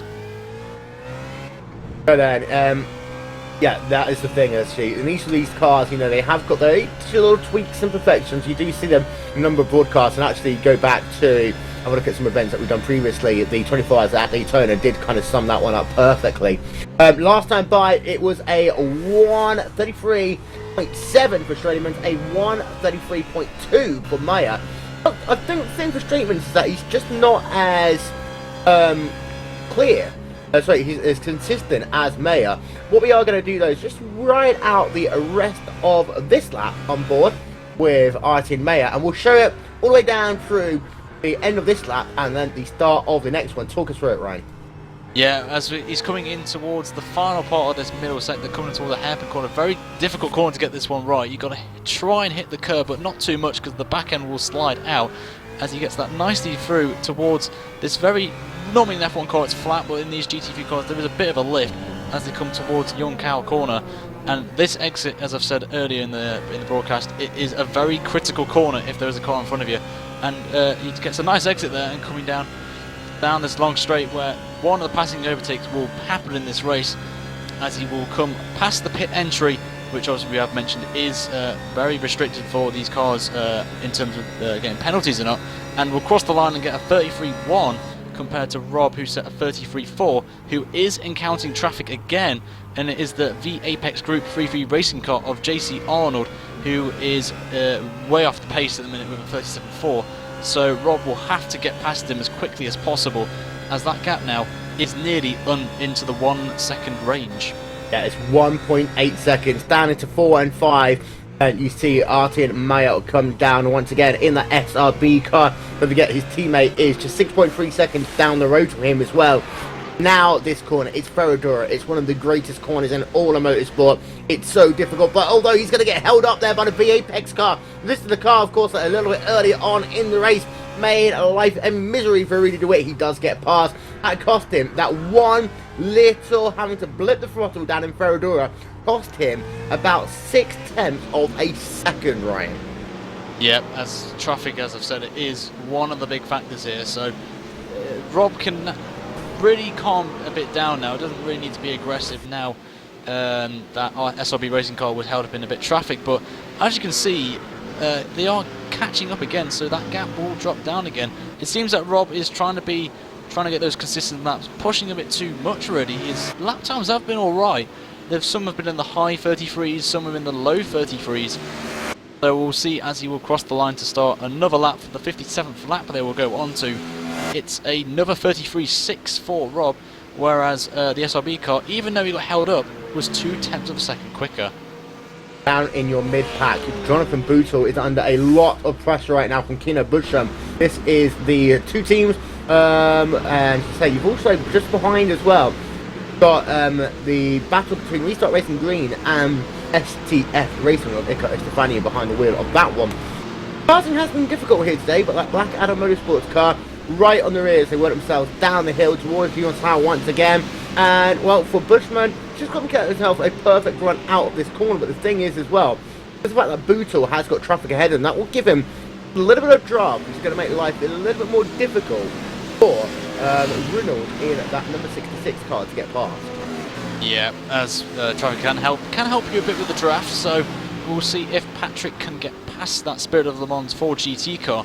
But the 4 GT, I would probably say, is slightly quicker. And actually, as I said that, Patrick's trying to go down the inside, and there's been contact there, and they both spin out. Luckily for Patrick, he keeps it on, avoiding the wall there, but that was a bit... it's hard to judge about that one, but luckily for the Spirit Le Mans car, it is back on the track, and it looks like there's not a lot of damage on that car. On the right-hand side, maybe a bit of dents. There is indeed on the front right of that. So that is a bit of a shame, really, to see that. But luckily, they are both back on track and not out of the race. Yeah, getting ourselves a replay then of that one, and it was a late move down to the inside. 72 car, didn't see him coming down the inside into that corner. Both of those drivers spinning. Number 72 car, of course, the Spirit of one more car. The Blackadder car, well, he very almost, slid into that concrete, into that Armco barrier. We've seen so many drivers do actually slid the car into a slide, counter-steered it, got it back onto the racetrack in the second part then of the Senna S. Going to get ourselves probably one more look of it as well. Just trying to figure out exactly what happened, of course. Incidents like this are generally reviewed, so Race Control will take a look at it as well. Just going to try and have a look. So they come down in towards turn number 1. Trying to look to see how, that car, about 50 metres in, he did start looking down to the inside there. So it was a late pass. I'm not quite sure how late it was overall, because you generally do see people hopping out at the last second into that corner, Ryan. Yeah, it's in the F1 cars you can brake as late as possible, but in these cars you have to relatively brake early. It looked like at first it was looking like a dive bomb there, but he wasn't really aggressive on the brakes there. But it is a bit of an unfortunate accident, and as you said, it will probably be investigated by the stewards, and we'll probably get a bit of a clarification on that very shortly. But I want to mention as well, for the lead of the race, the gap is now nearly at a second a lap, 1 second. The SRB racing car was half a second quicker on the last lap as they got across the line again. What will the gap be as they cross the line? Rob was getting a 33.8, whereas the SRB car is now 8 tenths behind the leader, so it could be a matter of time before that SRB car takes the lead of this race. And to give you an update, by the way, the Blackadder Motorsports car has been given a black flag by Race Control, and that is the Blackadder number 66 car. Stop and hold penalty for 10 seconds for him for contact then with the Spirit of Le Mans car, which by incidentally is currently scored in the 16th place on the racetrack. Gap for your race lead, just 7 tenths of a second now between Rob Strademans in the Falcon GP car and Artin Meyer in the number 8 SRB racing machine. Now that gap has come down by about 9 seconds since a series of pit stops. Now of course 4 seconds of that was taken out in a very big chunk, as Strademans had to come to pretty much a complete stop out in towards turn number 1 at the center S's, as he had to avoid an incident developing ahead of him on the racetrack. But now it's that classic phrase, catching is one thing, passing is another. Question is, can Meyer find a way of slowing it down the inside and getting himself cleanly past that number 82 car, Ryan? It will be a matter of time, I feel, as I think Rob is starting to struggle now with his BMW, as the SRB car is now in that draft and it is getting ever closer. It's half a second now as they come nearly across the line to start another lap, and I feel that it's really another lap or two before we see a change of lead in this race, but we'll see how that goes. Yep, down and towards turn number 1 you can go again. Now you can see Meyer looking to the outside in the corner. Now you can sometimes do this deliberately, set yourself up better on that run through the curve of the zone. You can see he's right up behind them as they work themselves down towards turn 4 and 5 again. No defensive line being taken by Strademans. Meyer is going to look down to the inside, and Meyer in the SRB racing car will go to the race lead. It was all academic. It was done almost too quickly there. Meyer pushing a little bit wide in turn 4 and 5. But your new race leader is the SRB racing car, and well, Strademans did probably the right thing. Not battle for it, Ryan, and that means you can now stay right behind it, and it won't cost the opportunity for the SRB competition car to close up in turn and make it a 3-horse race out front. Yeah, and I think Rob had a bad exit out the centre S as well, which did play a role in that move as well. But as you said there, I think it is a wise decision by Rob to let that SRB racing car through to take the lead, as that SRB is only 7.5 seconds away from the lead, so it hasn't dropped that much, so I think he did the good thing there. So apart from that, the Pure Racing team, Andreas Armensberger, is slowly gaining, not by much, but is gaining on that SRB competition car. Is about 8 seconds down the road, so it could happen. We never see that. McLaren has got the longer fuel tank in its car, as look at that there. The leader was going to go in the pits again, but very, very interesting to see if that would be picked up by the stewards, about like probably giving a warning there for that. So we'll have to wait and see. David Taranzo now behind the wheel of that number 9 car, replacing Quockhart, as he's making a second stop. 45 seconds for him, was 44.6 seconds out and away for that number 9 machine. And Kevin Vracken no, actually he's not on pit road, I take it back, it is Patrick Runold there in the number 66 Blackadder Motorsports car, making himself a pit stop. I believe actually that might have been just after that penalty, so change of strategy there in play for that one. And in your pack you've got Andy Purrs, Troy Barman, Dennis Garrison separated by just 1.2 seconds. That Blackadder car is just going to fall back into line at the rear of that one. You've also got the Phoenix Motorsports car there as well, and I don't think the Blackadder car saw him until the very last moment. But well, that's kind of dropped the Phoenix Motorsports car off the rear of this 3-horse pack now, which looks very, very close to Purrs, Barman and Garrison, Ryan. It is indeed. It's getting all feisty in this way stage of the race, as really that Phoenix car can back off just a little bit. There could be, you never know, there could be contact with the Team Digital and the Mad Cape Racing car. You never know, as they are all nearly close to each other. I think it's around about 2 tenths to a tenth as they come through that hairpin corner now. And also as well, the Hedonic Racing team car can start to pull away with the Mad Cape and the Team Digital Racing car squabbling for, I believe it is for 6th position in this race. So really as well, the Phoenix car has one driver to keep an eye on, that's really DeVitt, who obviously, as we saw, had that contact in the centre S's, but he is setting a quicker pace than these cars in front of him. Is about 0.6 of a second, so Rudy DeVitt could actually come back into this battle, could still go for a top 5 finish.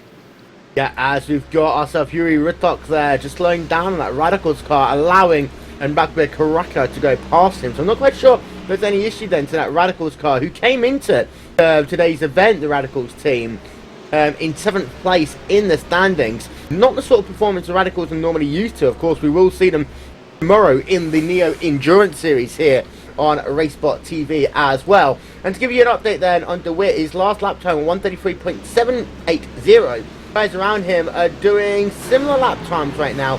DeWitt was about 1/10 of a second faster. I think more than anything, what he's done is he's been able to just finally figure out how to drive that damaged race car. It is. The damage that you can see is just mainly the front right hand side, so we will have a bit of an issue with turning into some corners.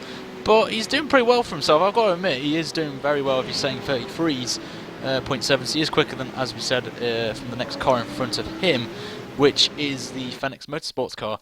But really, I think he's in his own little race now. He would have been in contention, I think, for a possible podium spot.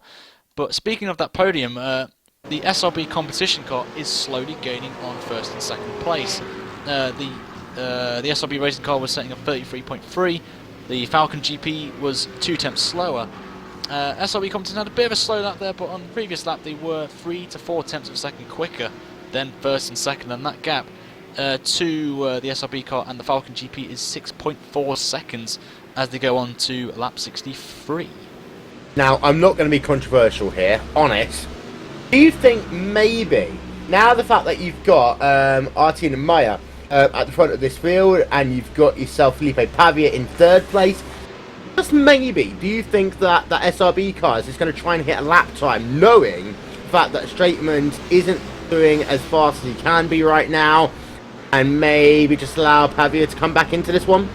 Maybe. There could be maybe some team orders going on just to hold up Rob, so that SRB competition car could catch up. They are gaining slightly at this point. It's around about 6.4 to 6.5 seconds on there, so I think there are probably going to be some tactics going on between the SRB teams, as there's still an hour and 20 minutes to go in this race, so a long way to go. They have to make one more pit stop. So, and also to mention as well, that Falcon GP car has I'm just going to clarify this, Kai as well. He may come out and do another stint for the final run, who is the quicker of the two drivers representing Falcon GP tonight. So really, they have to play this right, the SRB guys, to hold on to 1st and potentially 2nd place once the final round of pit stops come. Yeah, and I'm just having a look at that last time by 133.4, 133.6, 133.6 there. And in your pack, battle between Kino Bushram and the Stop by Sim Racing team car continues. Restart Racing green car of Ewan Kaiser, and also Ika Estefani in the STF Racing car. And this is one that hasn't really gone away all race long. They've been within about a couple of seconds of each other all race long, and it is good though to see, you know, on equal footing, a Ruth going toe-to-toe with one of these BMWs. Yeah, it is, and obviously there aren't a lot of roughs, there's not a lot of McLarens, not a lot of GTs. Most of this field here tonight are BMW drivers, so it is good to see a mixed bag of the GT3 cars here. As I think really Jerome may have a chance here into turn 1. He has got the draft, and I think the Stepo racing car is a bit too far back to get draft from the other rough. As we're going to see Jerome now is going to take the move to the inside. Would he get it done into the centre S's? Would it be a clean? It is a nice move by Jerome and moves up into that 11th spot there. Good driving there, but has to get that exit of centre S's absolutely perfect. Maybe rough and rough maybe work together, get some draft to hold on to the position. But that Stepo Sim Racing team is not giving up for that position. No, as you can see, they're just behind Ika Estefani. Wasn't able to capitalise on that one. We have seen if you get hung out to dry on the outside of the centre S, then it's very easy for another driver to exact the same and then pass you down in towards turn number 4 and 5. Bushman working himself then past the lap down car, which is the WR Racing machine scored a couple of laps down in today's event. Just having a look around, things have calmed down in some places a little bit. Just behind, we've got one of the Restart Racing cars in the battle. We've got the other Restart Racing car, and in 16th place, in a very close battle, almost on the rear there, of the Mechanica Sport car, who is stuck behind the Spirit of Le Mans machine, Jonathan Bootle behind it. Yeah, and obviously we did see earlier on that Spirit of Le Mans car had an unfortunate incident which really has scuppered his race here, but nice, they've got a good battle going on with the Mechanica Motor Sport car, sorry about that. The Restart Racing blue car as well, just one too bit wider coming into Young Cow corner. And really, this is the big battle of the race so far. Up front, it's still 9/10 of a second between the SRB and the Falcon car. And I will say as well, the SRB competition car is gaining now. He's under 6 seconds. He's now 5.9 to the SRB competition car and the Falcon GP car. So as we see up front as well, we could see a move here possibly on that Ford GT Mechanica Motorsports. Down the inside they go, and gets that move done and moves himself up into that 14th place position. But Jonathan's not giving up on that position, Will. This could be interesting. He's going to try and go on the outside. Maybe been a bit of contact there between the two of them there, and Jonathan will go down to the inside. Not to mention that Mechanica Sports car will try and hook it around that outside into the next corner. Will he hold on to the position? And he will do it nicely around the outside. Gives a bit of room for that Spirit of Le Mans car to go down to that inside. And so they're going to come now up to the very tricky this long right-hander, Will. This could be interesting. Yeah, and Boutel there is going to get that position back then. And then just around them as well, you have got yourselves the number 11 machine going side by side and getting past Mechanica Sport car. The Restart Racing blue car is going to be, well, the inside line to the next corner, thinking about it and making a move. And it looks as though he will just about be able to put in front. Two-Wide Racing for an entire lap between these three drivers. And the interesting thing is, Bootle, now he's ahead again. He's going to put out 1 second on this infield section alone. Restart Racing Blue still side by side then with the Mechanica Sport cars. They come down into Yunsao once again, and it does look as though that it will be Restart Racing Blue going through it. Now Martin Blaze is down into 16th position after just a couple of corners ago, being as high as P14. An interesting thing as well, we've got an absolute beginner's GT3 car in this squabble now. This will give the Simon and Jonathan to pull away even more, as Dylan in that McLaren MP412C will hold him up, as he's done a nice move around the outside on that McLaren, Martin, so he's lost a bit of time, but not as much as expected. So he's got to do that hard work all over again and try and catch up. But good thing for Jonathan there, he has pulled out a nice gap to the Restart Racing blue car Simon Field on there. So great battle there between the three of them there. Fantastic racing, and that's what we want to see in this race, and this just promotes the league being clean and competitive and all the way down the field as well. Yeah, just get an update as well. Dennis Garrison has had himself an incident on the racetrack, and he is now scored down in the 8th position, but he had himself what looks to have been a rather substantial incident. Just trying to rewind our tape, try and see if we can get ourselves another look at it. But Greason, well, he had himself a very slow lap. He actually hit the wall because he took the complete front end of that Team Digital Racing car off, and well, there is no kind of like engine cover on that car at all now. And that is something you do not want, because that car will be even slower, which is not good. One thing to mention as well, the Phoenix Motorsports car and the Team Digital Racing car are still battling for 7th position. It's been the same for the last couple of minutes. It's been 0.3 of a second, as Dennis there in that Digital Racing car nearly taps the back of the Phoenix Motorsports car of Alvin Knives as they come into this very tricky right-left section in this middle part of that. Very critical to get close to the apex curve as possible, but not go over it, because that will hinder exit speed. As Dennis there, he's really holding back a bit. He's in this middle part of the lap. It's not really an overtaking place unless the car in front makes a mistake. So he will try and stay as close as possible to that back of that Phoenix Motorsports car and make the move out of Yuan Kao down the straight and in before the center S's will. So really good battling going on for 7th place here.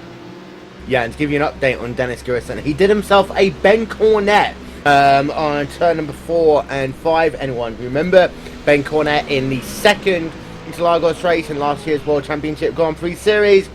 Well, Garrison's done it in exactly the same place. Under power, coming out of 4, and just having a look, I think he just caught there, side of the Astro turf. That's on the outside of the curb, just before you get to the kind of like painted asphalt area. And Garrison then just spun hard into the wall. He is still going, by the way. Still scored in the 8th position on the racetrack. But, well, he's still trying to go for it with Alan Nevers right now in that Phoenix Motorsports car as they come down into that same corner, turn number 4 and 5 once again. And I'm surprised that Garrison's doing as well as he is. Of course, though, these BMWs can take a lot of front impact. They just can't take anything on the side. Yeah, obviously it's really interesting how the BMWs are built, and they are very durable, and if they get a slight little tap, they're fine. And he's doing a very good job actually for that position he's in on there. But I want to mention there's one battle going on that I have been watching for the last couple of minutes, and it's the Radicals car in the number 99 of Yuri Wifok, who's in a nice battle with the Team Turkike Motorsports car. It's a Rough versus a BMW, so this will be a nice comparison to see between the two on there. We've not really mentioned the Radicals team during this race, and really they've been saying really reasonable pace and consistent pace as well.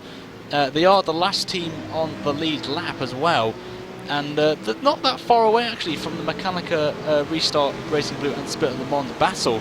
So if they keep squabbling, and they are still doing that by the way, then these two could actually catch up if they work together and not really go for battling. But that Simon Field in the Restart Racing Blue is all over the back of Jonathan, and could there be a move into the hairpin corner? He's going to go around the outside. Is he going to get it done there? But that Jonathan will hold the inside and hold on to that position. But this is probably the closest battle we've got on the field, on the track actually. And really, the 4GT is a bit slower than the Rough is. So close to tapping the back of that 4GT was Simon there, but Jonathan may get some side draft here from a BMW who will let both these drivers through. And really, I think Simon will maybe get this move done and move up to the 14th place into the Senna S's. Yeah, this is that battle then for P14, P15, Simon Field in that number 11 Restart Racing Blue car, Jonathan Buteau in the number 14 Spirit of Le Mans car, down to the inside, easy pass, done there. Simon Field makes the corner, gets himself ahead, although Buteau does get himself a good run through the Senna S. They work themselves through and towards the curve of the Sol one more time, and Buteau taking a lot of curve and going off the racetrack there, almost slamming it into the tyre barrier. Now that was a very lucky one there. Buteau will lose a position to Martin Place because of that one, and that, I have to say, was as close as I've seen a driver to wrecking, and not doing so in quite a while. He got himself onto that curb and upset the balance of it. He was able to just get it back onto the racetrack. A couple of years ago, that would have been him hard into the wall. He is one driver very lucky there that they paved over that area, Ryan. He is very lucky indeed to not go into that barrier and have race over and done with. That is very good control there from Jonathan to keep it out of there. But as you said, he has lost a position to Martin Belize in that Mechanica Motorsports car. And now, Simon Field can now pull away from those two, as really, I think Jonathan is quicker than Martin at this stage. So, really, Simon can now pull away. He has got traffic though in front of him. We've got Martin Green in that WR Racing car, is the next car for Simon to get past. And in front of him is Anam Bajari in the Integrity Racing car, the BMW Nation Guard livery car there. So really, Simon's got to get a move on now, get past these two back markers and hold on to that 15th place. Yeah, so they continue all battling down in your mid-pack. Give you an update out front, by the way. Artem Meyer has now been able to put a 3.1 second gap over Rod Straightman in that battle for your overall race lead. Pavia is currently scored as 6.1 seconds behind your leader. Andrei Salmonsberger, he's still one of the fastest guys on the racetrack. He's still only 15 seconds behind your race lead. I have to say, Salmonsberger isn't out of this one just yet. His times are consistent. We know how good he is. I think that PRT car, I think it will come down to who is going to get behind the wheel for that final hour, Ryan. It will be, and obviously I think the McLaren go longer than the BMWs in front of him as well. So really it will come down, as you said, who will take the place for the final stint. I think Patrick Pitchler will probably go into the car next. He hasn't been in the car yet, So it will be Patrick will go into the car for the final stint of the race. Got to give credit to Andreas Armensberger from spinning out with the contact he made with the SRB racing car to come back from the mid-pack to 4th place is an incredible job. And we have a battle actually going on for 7th position with the Phoenix Motorsports car and the Sim Racing for Holland of Rudy de Wit, who was my pick to probably win this race, as he's trying to get down to the inside. And actually the Phoenix car's gone wide, which will give Rudy de Wit down to the inside line and move himself up to 7th position. And also to mention as well, we've got the Team Digital Racing car down the inside as well on the Phoenix Motorsports car, so it's been a terrible 2 corners for that Phoenix Motorsports car. It has now dropped to 8th place. Yeah, and that Rudy de Wit, number 51, Sim Racing for Holland car, those of you who are just joining us, he had himself a bit of an incident earlier on in one of the Blackadder Motorsports car. Blackadder car coming, rejoining the track unsafely on the exit of the Center S. De Wit fell back, but he is still in it. He is actually only 35 seconds behind your overall race lead as we get ourselves closer to the 2nd round of pit stops here today. Update on penalties. And by the way, Blackadder Motorsports got themselves another up-and-go penalty for incorrectly serving their original penalty. So that is the reason why the number 66 car is now scored as, well, the only way to say it, is well down the field. He is 2 laps down right now, scored in at 23rd position on the racetrack. Attrition has been very, very low here today in this, the 4th round of the Gathering of Tweakers Endurance Series. Here on RaceSpotTV, De Wit, Garrison and Neva is still very close. But you've also got just behind there, side-by-side racing as they work themselves down in towards turn number 1.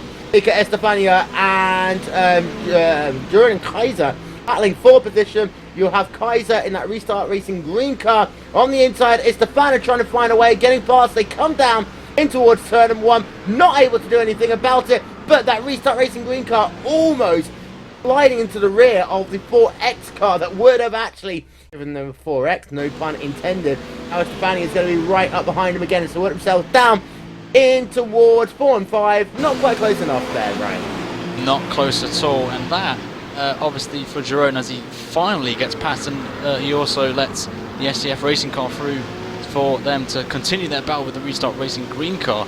But that just shows the traffic, as I've said, all race, it is all going to come down to trying to get past them as cleanly as possible and at the right place on the track as well. One thing to mention as well, the Stepper Sim racing car is caught to the back of the STF and the Restart Racing green team. So really that's benefited Keanu Bushman in that BMW GT3 car. So really that's given him a bit of a confidence boost to get his car rolling, as they're nearly coming out with 1 hour and 5 minutes remaining of this race. So really it's coming down to, as you said, to the final round of pit stops. It's all going to come down to track position for all these guys all down the field to get that place above their rivals. Now Martin Blias in the number 6 machine, I'm not sure whether he had himself a slowdown penalty or whether he got himself into a slide spin. Just trying to have a look now. Through turn 4, we actually got hit from the rear by the looks of it, and that would have been the number 36 car who would have made contact with him. The number 36 machine was got Alan Pajari on board it. That's the Integrity Racing car. What that essentially did is it meant that Blias was incredibly slow through the corner itself, slowed it right down, and that actually allowed Jonathan Boutel to get past in that spirit of the Moore car. So Boutel now back up into the 15th place on the racetrack. It was a little bit crafty there by Boutel because he actually made the overtake whilst he had all 4 wheels off of the racing surface. So maybe Race Control will look into that one. But, well, it's just not going his way at all, that Mechanical Sport car. Now back down into P15. Yep, and he's actually just got a back mark of Alan Bajari in that Integrity Racing car. And actually, there's a position going on between Alan Bajari and that McLaren MP412. So you have Dylan Francis for 26th position, and he goes around the outside. A great move, but is still not over. Yeah, it's that inside of Alan Bajari there is kept that 26th position on there. So really, these back markers are battling for position, but obviously Martin and also Jonathan Brutal are also fighting. So really, you don't want to give the position if you're going to get lapped, if you've got a rival behind you. So they've got to play it tactically and find a place to let the leaders who are ahead of them through without losing a position. Michael Pestema having himself a bit of an incident on the racetrack in the Racing Geckos number 42 car. As he did something very similar to what we've seen a couple of people do today. Lose it on the AstroTurf on the exit of turn number 4. And he's now down into the 29th position on the racetrack. It cost him a bit of time there, just as he is going to work himself. And that 29th place in Mark Warmington is now ahead of him as they work themselves up the hill. Once again, Mark Warmington now behind the wheel of that number 55 Blue Flag racing car as it works itself past the start-finish line once again. Anna Bajari is on pit road for Integrity Racing then as they come down and make themselves what will be their second service of the day. And they might not need to do another one after this one, but we'll pay attention to it. First, because some of these drivers can do in minute 5, so, you know, flip it the other way around, Ryan. Pit now, chances are you might just about make it to the end of the race. Yeah, there's about an hour and 2 minutes to go, and really relatively they should find to get to the end on there. And actually just up the road, as we see, Dylan Francis has lost it into I think it's the double right-hander in the middle sector there. Just completely lost the back end there, and will hopefully rejoin safely back on the track, and he does so. But I feel he has lost positions there. Just going to clarify that. I think he hasn't actually lost a position there, so he is quite lucky on there. But he has got Rob Straitmans in that Falcon GP behind him. He has to let him through quickly, but because as we see Mark Warmington as well behind that Falcon GP car, I think they let him through cleanly. On there, the SRB competition can take this opportunity now. He has got a bit of clean air in front of him. The gap is around about 3.42 Falcon GP. One person to mention as well, which we mentioned, Andreas Almensberger, is now 6.3 seconds behind the SRB competition car, and that McLaren can do long stints, so he will probably pit very short, well not shortly, but in the next 10 minutes, and then run less fuel for the remainder of the race. So he will have to make a driver swap as well. See a lot of cars going into pit road. Falcon GP are in as well as the WR car. So will Falcon GP tactically bring out Rob and bring in Kai for the final stint? I personally would make that call if I was the owner of that team. So we'll just see now as he comes into the pit box, will they make the change? And they are indeed making that change, so Kai will come back into the car for the final hour of this race, and really the battle is now on. Yeah, so Koshube is going to come onto pit road. 1 hour and 1 minute remaining in this event. To give you very quickly an update with the Absolute Beginners car, he lost it down in Ferradura, and kind of a weird place to lose this car. We haven't really seen many people do it all day long, but he did, and well, that is what he is right now. Koshube then continuing his service. The Restart Racing blue car comes back out onto the racetrack. As we keep on looking then at Kei Koshube, we're looking at a pit stop time around a 52 to 55 second range. That has kind of been the norm all day long, and it's actually a 48.8 second stop back out onto the racetrack then for Koshube. Now the question is, will SRB Racing react this time by? Will they bring Artin Meyer onto pit road? It would be reasonable to expect them to do so here, because it means that you minimise, and indeed Meyer is going to know he'll stay out. But you've got to be careful here, because if you're Meyer and you get Koshube do 2-3 very quick laps, and it might well mean that Koshube gets himself back to the race lead, and we know how fast he is in clean air when he is pushing. So, hour 2 of the 4th round of the Gathering and Tweakers Endurance Series is scored complete here on RaceSpotTV. Don't forget that the Neo Endurance Series will be here tomorrow from 2 PM GMT, all 6 hours live. In the interim, you can see there, Artin Meyer in the SRB Racing car leads away by 8.3 seconds over his teammate Felipe Pavia. Andres Almensberger has been able to close down now to within 15 seconds of the race lead, but he will have to give his car up for the final stint.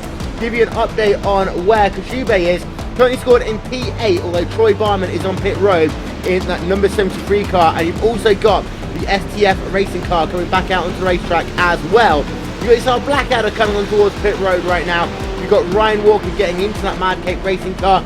We are keeping an eye on the SRB racing car, because with now 59 minutes to go, you really do expect to see them on pit road this time by. Get themselves topped up, ready to go to the end They wait too long, allow Koshube to get himself some clean laps, and he has got no real traffic within about 5 seconds of him, and this could be a disaster. And Maya will stay out again. I disagree with this one, right? Definitely, they are running in the 34s, and actually, before I say that, the competition SRB car is entering pit road as we speak, so they are now going to see where he'll come out in terms of the Falcon GP car as he gets it down to 45 miles an hour. As you said, this is a very slow pit lane for this round. Steve, I'm going to keep an eye on the Falcon GP car.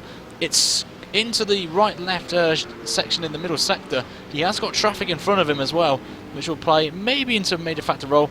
As you also see, the Pure Racing team is in as well. Andreas Allmansberger will get out of the car. He's done a great job, that is. Will he stay in the car, actually? I think he's staying in, Will. So that is... Oh, no, actually, no, he doesn't. I take that back. On there. So in will come Patrick Pitchler for the final run of this race. And I've got to give credit to Andreas for coming back from the field, from the rear end, really. So he's done incredibly well. Will we see Patrick, though? I've not really seen Patrick in practice, so we'll be interested to see what his pace is and hopefully maintain the gap to the leaders. Yeah, Ronaldo Silva now behind the wheel of the SRB competition car as it completes its service, ticking it over now to about 50 seconds. Now, this second stop is generally going to be a little bit quicker than the first one. I know they only have to take fuel to go to the end. 50.9 seconds back out and away then for Silva. Give you an update on the time as well for the Pure Racing team car, revving up the engine, getting ready to go. 52.7 seconds back out onto the racetrack, and Maya will come onto pit road this time by. So your race leader is in. Now we need to pay attention to what is going on with Kei Koshube. And last time by, a 132.0 for Koshube. He is flying right now, and this very easily could be a game changer. And this is what I meant. Koshube had push, but for Maya, he really should have come onto pit road, in my opinion, 2 laps ago. He is going to have someone else get into the car. Paulo Tadio going to get in behind the wheel of that number 8 SRB racing car to bring it home here with 56 minutes remaining on the clock. We have ourselves Kei Koshube working himself down into Yonsao once more, and this will be their 77th lap scored complete here. What is going on then with that driver, Tado, in the number 8 car? He would have to get going very soon if he wants to keep the race lead. It's Koshube working himself. He's now at pit entry. You can see now working himself towards the start-finish line. Tado is still scored on pit road. He's not going. Still there. And that means that Kei Koshube is going to come out with the race lead. And Tado now just coming down through turn 1. This is actually going to be pretty close between these two drivers. Tado will have the inside line, but Kei Koshube is once again scored as your race leader. And that was all because of those 3 laps between those two drivers. Koshube making all of the difference, Ryan. Yeah, that is the major flaw of trying to do a shorter stint. Trying to do a long one in the middle stint there has cost them dearly. I had a bit of a hunch that they may have got a speeding penalty, but I could be wrong there. They really were aggressive into the pit lane, and I had to check up after the marker to come into the speed limiter. So very lucky, I think, that they didn't get a penalty there for speeding, and that Falcon GP of Koshube has done incredibly well. He's now he's done a 31.9 on that last lap, so that's quick for Kai. And clean air, as you can see, he hasn't got anyone in front of him until, I'll probably say, they're coming up the uphill crest. The next car is Jan Durex in that Stepo Sim racing car. So now Kai, with clean air, is about 6-8 seconds clear of the next car in front. He can really pump in some laps now.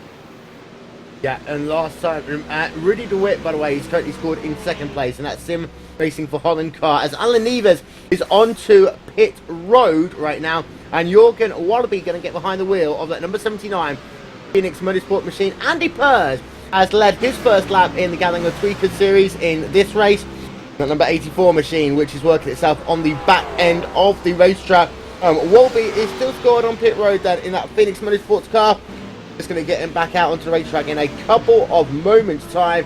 But for Kei Koshube, the gap is 4.2 seconds in that NBT2 and number 8 car. What we need to see is whether Paulo Tado has anything but a number 82 car Doesn't look as though there is anything at the moment, but we do need to remember at the end of the race, if it is close, we know the SRB team have themselves fresher tyres.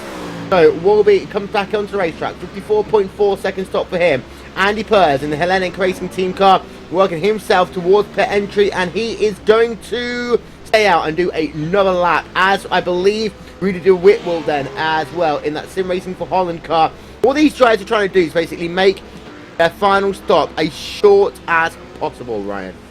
Yeah, and as we saw with Rudy de Witt in the race, he can go very long on a stint. So he is probably the one man out of the Sim Racing for Holland and the Hellenic Racing team car to go out longer. Very impressive actually for Andy Pers in that BMW there. He is saying okay pace at the minute in the 34s, as we said the tyre wear is going off very shortly on there. So really Andy Pers doing an incredible job there on there, and Rudy de Witt as well, considering he had the damage on his front right car, is still there. So he's done very well indeed. But the main battle really for the net first place, obviously Falcon GP have pulled out a nearly 5 second lead over SRB Racing, and the SRB competition has lost it actually into the wall. Does Ronaldo Silva? Oh, massive! Had a bit of a slide out of the center S's there, and just going to check for some damage on his front end. He has not got a front cover on his car, and he's just parked the car as he's letting cars through to safely does not get. He's actually parked it well. He is going again. Well, down in turn number 3, he hits that famous Armco barrier that, of course, caught so many drivers in 2003 in that wet and wild Grand Prix race in Interlagos.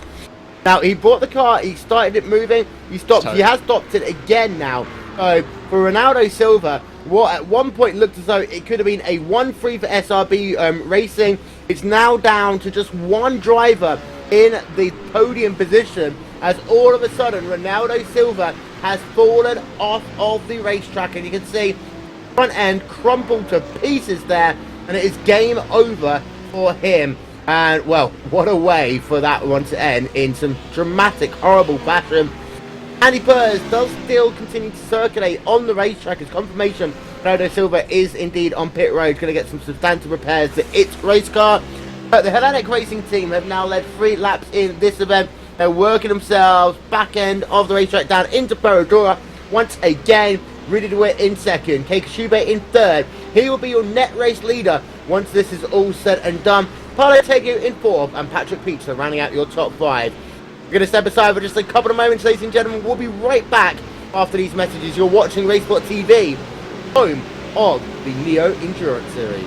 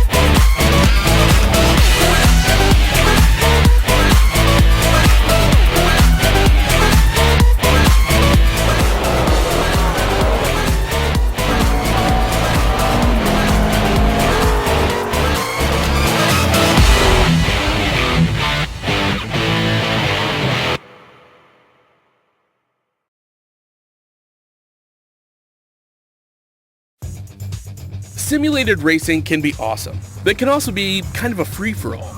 Interestingly, auto racing faced the same problem in its earlier days. Whether it was on the back roads, the beaches, or the city streets, the racing was fun.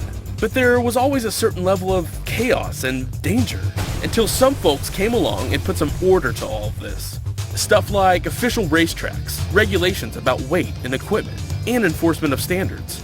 That's what gave us high-speed excitement, fast-paced action, and photo finishes. That's when racing became racing. The guys over at iRacing.com have made the same transformation in the world of sim racing. Sure, they've got the most accurate tracks and realistic cars out there, but that's just the start. See, iRacing analyzes the performance and results of each driver in every race, so you can be sure you're always placed in races where the competition will be tight, and that those reckless drivers who ruin it for us all are kept in the pits. Not to mention that with over 45,000 active members already in their vast community, you can find races day and night, so you can always get in on the action. You can even join a league of your favorite series. And since updates are always automatic, you don't have to worry about software and can focus on the track. Zip up your fire suit and check out iRacing.com.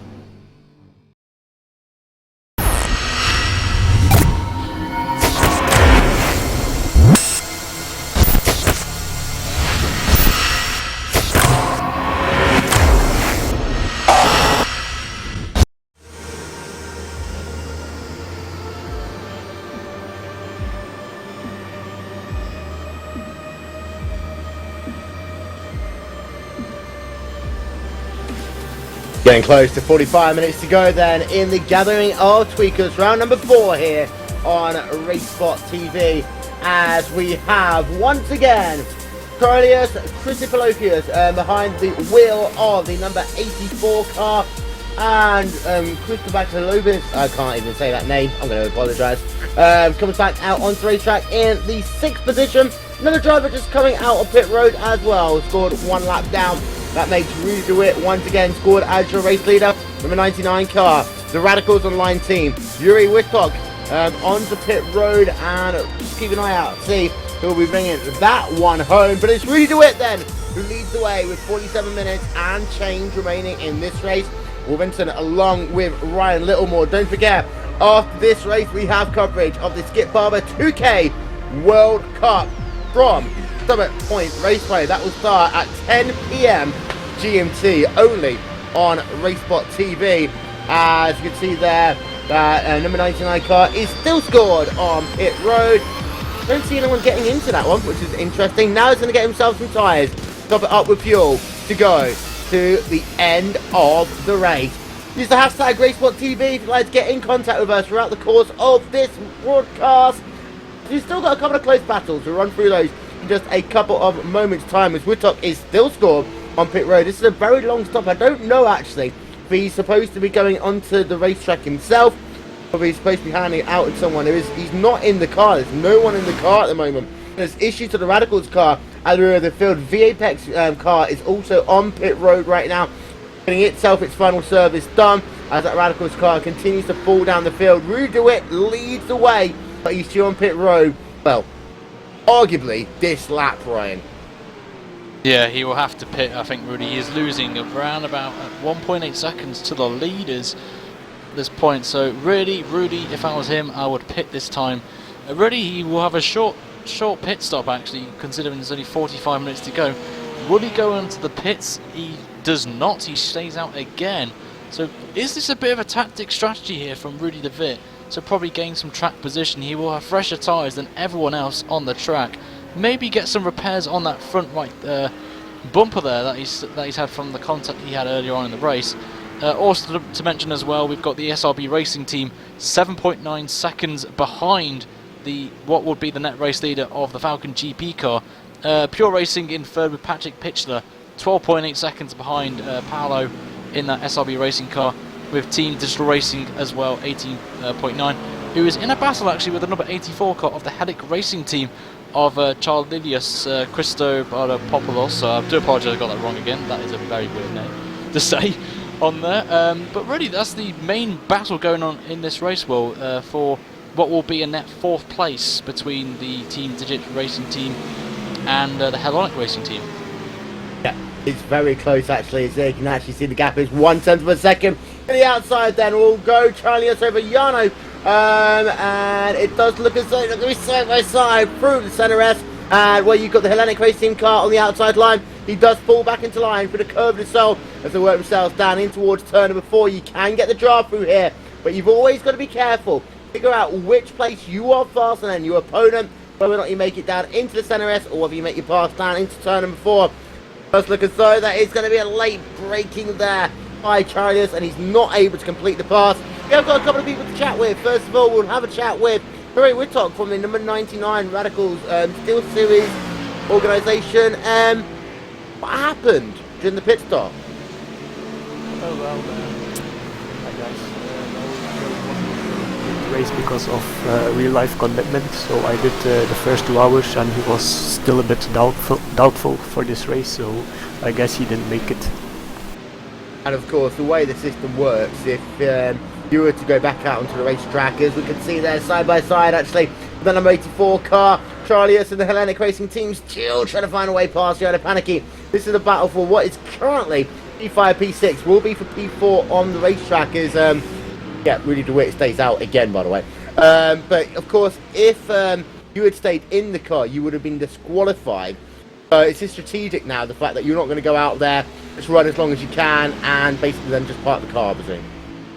Well, if I make any accident, I will be disqualified anyway. So if I make now accident or any crashes, so that would be not very good. But a tough day for you then. But of course, we have got you guys in action again tomorrow in the Neo Endurance Series, and with 2 rounds of this championship to go. Is it 2 rounds? Or is it 1 round? I don't know. We're getting to the point now that you have to think championship. This is really going to harm your event in this championship.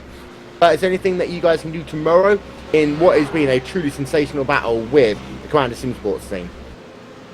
Well, I think the guys are well prepared for tomorrow, and they are definitely hungry for a win again.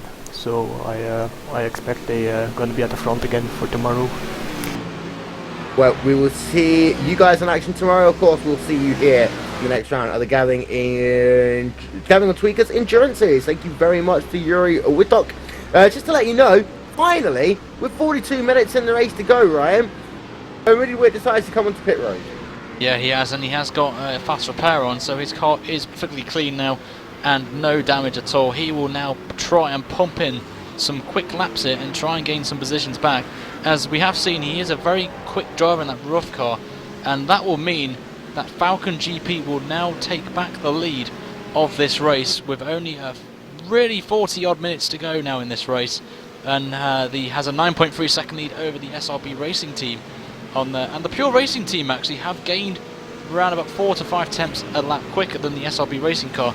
Still with 40 minutes to go, well, maybe you could see some battle in between the SRB and the Pure Racing team. Yeah, and that PRT car, of course, now up into 3rd place after the SRB competition car had itself a little greeting with the wall on the outside of turn number 3. Now, coming into this event, it was JPS Racing who were leading the championship, Pure Racing team in 2nd, Falcon GP in 3rd, hashtag R4R Motorsport in 4th, Mad Cape Racing team number 73 in the 5th position. Having a look in SRB Racing will gain quite a few positions. They will score 10th coming into this round. JPS Racing, of course, they've had themselves what I can only call a miserable day, technical difficulties for that team. PRT, therefore, aren't going to score enough points to get themselves to the front of this championship, but they will sure close the gap, as will Falcon GP in 3rd place overall. And in fact, I'm just having a look at the map, and I do think that Falcon GP might come out of here very, very close. We're going to have ourselves an incredibly close championship as we head on to round number 5, if it stays the way it is, Ryan. It will, and I would probably say Falcon GP at this stage of the race, with only exactly 40 minutes to go, really do deserve this race win here at Interlagos. They have been the star performers really in terms of the pace. Kai Kashube has been the man of the hour of this race. He has been the quickest man out of anyone, including his teammate Rob as well. And it will be a very exciting end to the season with a few rounds to go of this Gathering of Tweakers series. So it will be an exciting end, but you never know. Anything can happen in this series. It is, we've got another 3 hours of racing still for the next round, so it will be close and exciting at the same time. Yeah, there'll be a lot on the line, and don't forget as well, the top 3 teams are guaranteed entry into the next edition of the Neo Endurance, the Gathering of Tweakers Endurance Series, the official feeder series for the Neo Endurance Series. For the battles then to round out now, we've got the number 67 Blackadder Motorsports car battling with the Restart Racing green car, Linus Bronstrom. This is a battle for P10, P11. half a second separating these two drivers. And, well, this is probably the closest battle we have inside your top 20 going on right now. And Restart Racing, well, they've been pretty much in every battle there's been worth having all day long, Ryan. Yeah, they've been in a lot of battles, actually. So they've done very well to some good battling there. Blackadder Motorsports as well. They've done pretty well as well. They're in the constant 33s as well.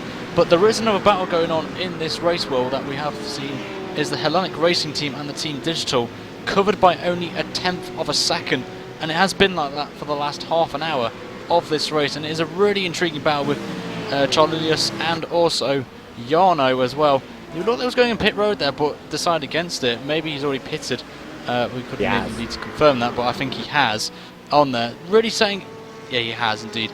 And really setting some decent pace. Obviously, Jarno had a bit of a bad one there. 7 tenths loss there, trying to pass the Selby Racing Team of Nathan Hubatz in that rough car. But going back to the Restart Racing green car on there, and also to mention as well, the blue car is the next car behind them. So there is a bit of an inter-team battle going on between the two, with the green team in 11th and the blue in 12th on there. But that Blackadder Racing Team starting to slowly pull away from Linus Brunstrom on there, as Christian Challoner is pulling away nicely. Actually, he's set a 33.7, another good lap there from them, as we see Kai Kashiv now crossing the line for a 32.7 as he comes into the center S's, and just going to find where the SRB Racing Team is. They're around about 12 seconds now, so he's lost a lot, 8 tenths lost there on that lap. I wonder if he had traffic did Paolo, and I always see someone going off the track there. I think it was Jan Durex letting a Ford GT through, and also a rough of Arva Chan. It was the DRS Racing Team of Christian De Ridder in 23rd place, and Arva Chan as well. So Jan Durex there is really doing alright, really 35.3. He had a bit of a bad lap there, letting through the leader on there, but really the Falcon GP guys have pulled away really, and they have been dominant throughout this last 20 minutes since Kai has been in the car, and with only 36 minutes to go, I think it's theirs to win or lose now. Yeah, and that gap is up to 12.5 seconds on the racetrack between Kashibe in the Falcon GP car and Paolo Tedio running himself in the SRB team car in the second spot. So let's have a look down the field just a little bit more. You have had a couple of close battles. You have all seemed to calm down for just a couple of moments. So what we're going to do, ladies and gentlemen, with 36 minutes, we're going to run through your top 10, as actually David Soranzo is on pit road right now in your number 9 car. We do start with Kei Kashibe and that Falcon GP car, who took the lead at the very start of this race, Ryan. Gutsy move, able to get themselves to the front of the field, have led a total of 60 laps here today, and really have looked unstoppable. They have really looked very strong in this session as well. So they have got the realistic race pace of anyone on there. But obviously one of the big losers at the start of the race, which he's done pretty well to get back up to 3rd place, is the Pure Racing Team, who had lost 2 positions in the space of a lap there. So it is intriguing to see how they do. They are only about 11 seconds away, as the number 12 car of the, I think the Restart Racing green car, has spun on the track and has lost a lot of time, the Blackadder Motorsports car. So that's not what they wanted, Will. No, it's not, as they are down 1.4 seconds behind the number 11 car, which is the Restart Racing blue car. So that one switched around then in the last couple of laps of this event. SRB Racing's Paolo Tedo currently scored in 2nd place in today's event. Now, SRB Racing have led 19 laps in this event, Ryan, and they had the momentum going for them in that second stint. However, I still challenge the fact that they didn't come on pit road and reacted the second Falcon GP did, because, well, they threw their chance away of, you know, winning this race. And yes, it would probably have been a hard chance to keep K behind them, but I'm not quite sure, you know, why they didn't take the gamble and see if they can win in a toe-to-toe battle. Yeah, it's a really weird one, that one. Really, for me, honestly, I would have reacted straight away to the Falcon GP pitting on there. Maybe they wanted to tactically try and use less fuel and have fresher tyres than the Falcon GPs, and it actually kicked them in the backside there, as that SRB Racing car So really, they thought it was a good strategy, but they kind of didn't work out there. So bit of a strange one, that one, but they've got second place. They can take away second out of this race here for the Brazilian team. They're doing very well for themselves on their home track, so they've done pretty well. Some of the other SRB car obviously retired, which we did see from Ronaldo Silva on there, but really they can take a second place, but they should really be thinking more about strategy for the next round. Third place, we talked about him already. That number 2 Pure Racing Team car started this race on pole position. Almensberger running the first 2 stints for that one. Well, they had themselves a little bit of contact in the early going of this event, which pushed them from what was P3 off, leading the lead at the start of the race, all the way down into about 10th place. They have been able to work themselves back into a podium position, but, well, they're 25 seconds out behind the race leader, and lapping slower once again than the SRB car. And I talk about minimising damage. I think that's the thing that PRT have been able to do here. Minimise that damage as far as the championship is concerned, and make it so they are still in a very close fight to head into the last round at Road Atlanta in a month's time. Yeah, very well. And one person to mention as well is the Sim Racing for Holland car of Rudy de Vit, who obviously had that concept which really did hamper his chances of a podium. He's done very well. That extra long stint has moved him up a few places from the rest of the pack. He's now into 4th place. He's around about 5 seconds ahead clear of the Hellenic Racing team in that BMW, and they're only 3 seconds ahead of the Team Digital Racing car as well. So there still could be battles going up and down the field as well. One battle that's going on at the minute is the number 73 of the Madcap Racing team of Ryan Walker is only 4 tenths ahead of the number 79 of the Phoenix Motorsports car on there. As I'm just going to go back onto them, they're nearly close to each other, and this could be a pass here.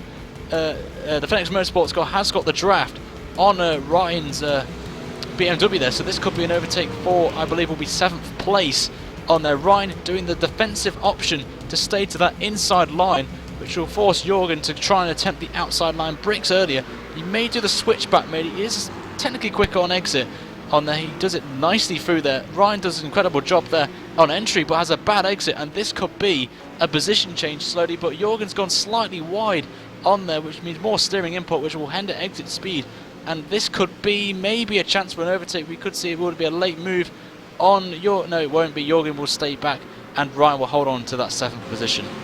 Yep, so they remain line astern for the time being, and actually one team I want to go back to is that one sat in at the 5th position, the Hellenic Racing team car, which has had Carlius Christakopoulos behind the wheel of that one. And, well, they have had themselves, you know, 2 drivers. Andy Pers, I think, did an amazing job in that middle stint, helping get this team where they are. And they haven't actually been able to pull out a gap that Team Digital Racing car of Joanna Panakit, who was, at one point, just a couple of tenths behind them, and are now 3 seconds back. Yeah, and it's a good battle though. They've been in a lot of battles actually, that Hellenic Racing team, and it's not over yet. It's about 2 seconds now, the gap between them and the Team Digital Racing car of Jarno Paneket. So really, they've done a good job as well, that Team Digital Racing. They've set really competitive pace in the middle stages of the race on there. So really, we could see maybe a battle emerging in the last few minutes of this race. We've still got nearly exactly 30 minutes to go in this race. It's one of the close battles on the field, but still, that Phoenix Motorsports car is still behind Ryan Walker's Madcape Racing car on there. And it's coming to that moment again. Ryan taking a very alright line, but that Phoenix car took a better line. Ryan goes to the inside there to try and block, try and defend that line into the next corner. Ryan's coming across, maybe a bit too aggressive there on that Phoenix Motorsports car, and he has to back out of it slightly. But really, Jorgen's got a good exit out of there. This could be the time for an overtake round the outside. Maybe the Phoenix Motorsports car really could have made a move there, but Ryan came out slightly on there to hold the line, and will still hold on to that 7th place. But this is the section we have been talking about, is not really an overtaking place. So Jorgen's got to stay really close there. Wins a bit wide through that section there, but we have got a rough there behind. I think that's David Barraclough in the Torque Freak Racing car, not fighting for position with these cars. So this could be a spanner in the works for the Phoenix Motorsports car. if that rough, the Torque Freak racing car gets ahead of himself, maybe even may help the Fenix car out if he gets past both of them on there. So really, Ryan really he's gone a bit slightly wide out of that exit there. Jorgen's going to get a bit of side draft now. He's not behind that car when he is now, so this could be a chance now to find.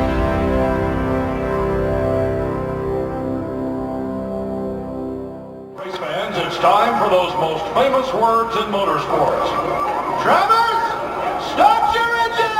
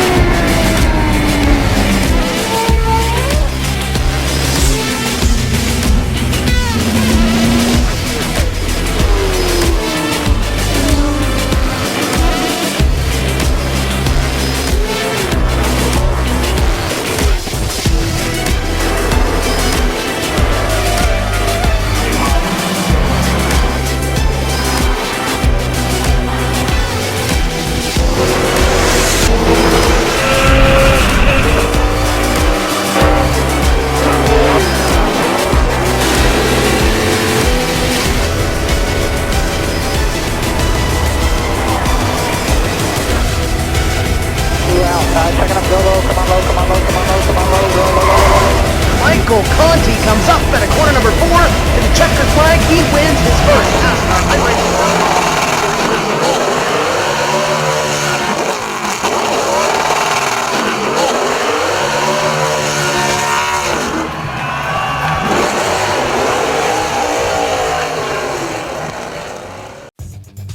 Simulated racing can be awesome, but it can also be kind of a free-for-all. Interestingly, auto racing faced the same problem in its earlier days. Whether it was on the back roads, the beaches, or the city streets, the racing was fun. But there was always a certain level of chaos and danger, until some folks came along and put some order to all of this. Stuff like official racetracks, regulations about weight and equipment, and enforcement of standards. That's what gave us high-speed excitement, fast-paced action, and photo finishes. That's when racing became racing. The guys over at iRacing.com have made the same transformation in the world of sim racing. Sure, they've got the most accurate tracks and realistic cars out there, but that's just the start. See, iRacing analyzes the performance and results of each driver in every race, so you can be sure you're always placed in races where the competition will be tight, and that those reckless drivers who ruin it for us all are kept in the pits. Not to mention that with over 45,000 active members already in their vast community, you can find races day and night, so you can always get in on the action. You can even join a league of your favorite series. And since updates are always automatic, you don't have to worry about software and can focus on the track. Zip up your fire suit and check out iRacing.com.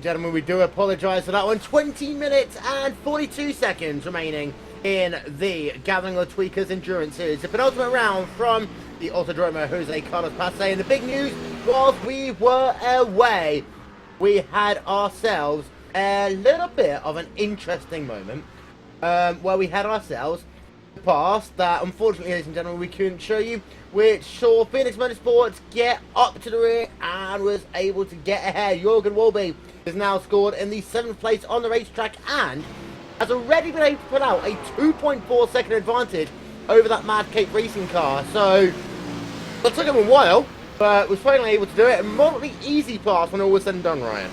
He has, and we've just seen another overtake. The Spirit of Le Mans car has gone round the outside of the STF racing car and is up to 12th place.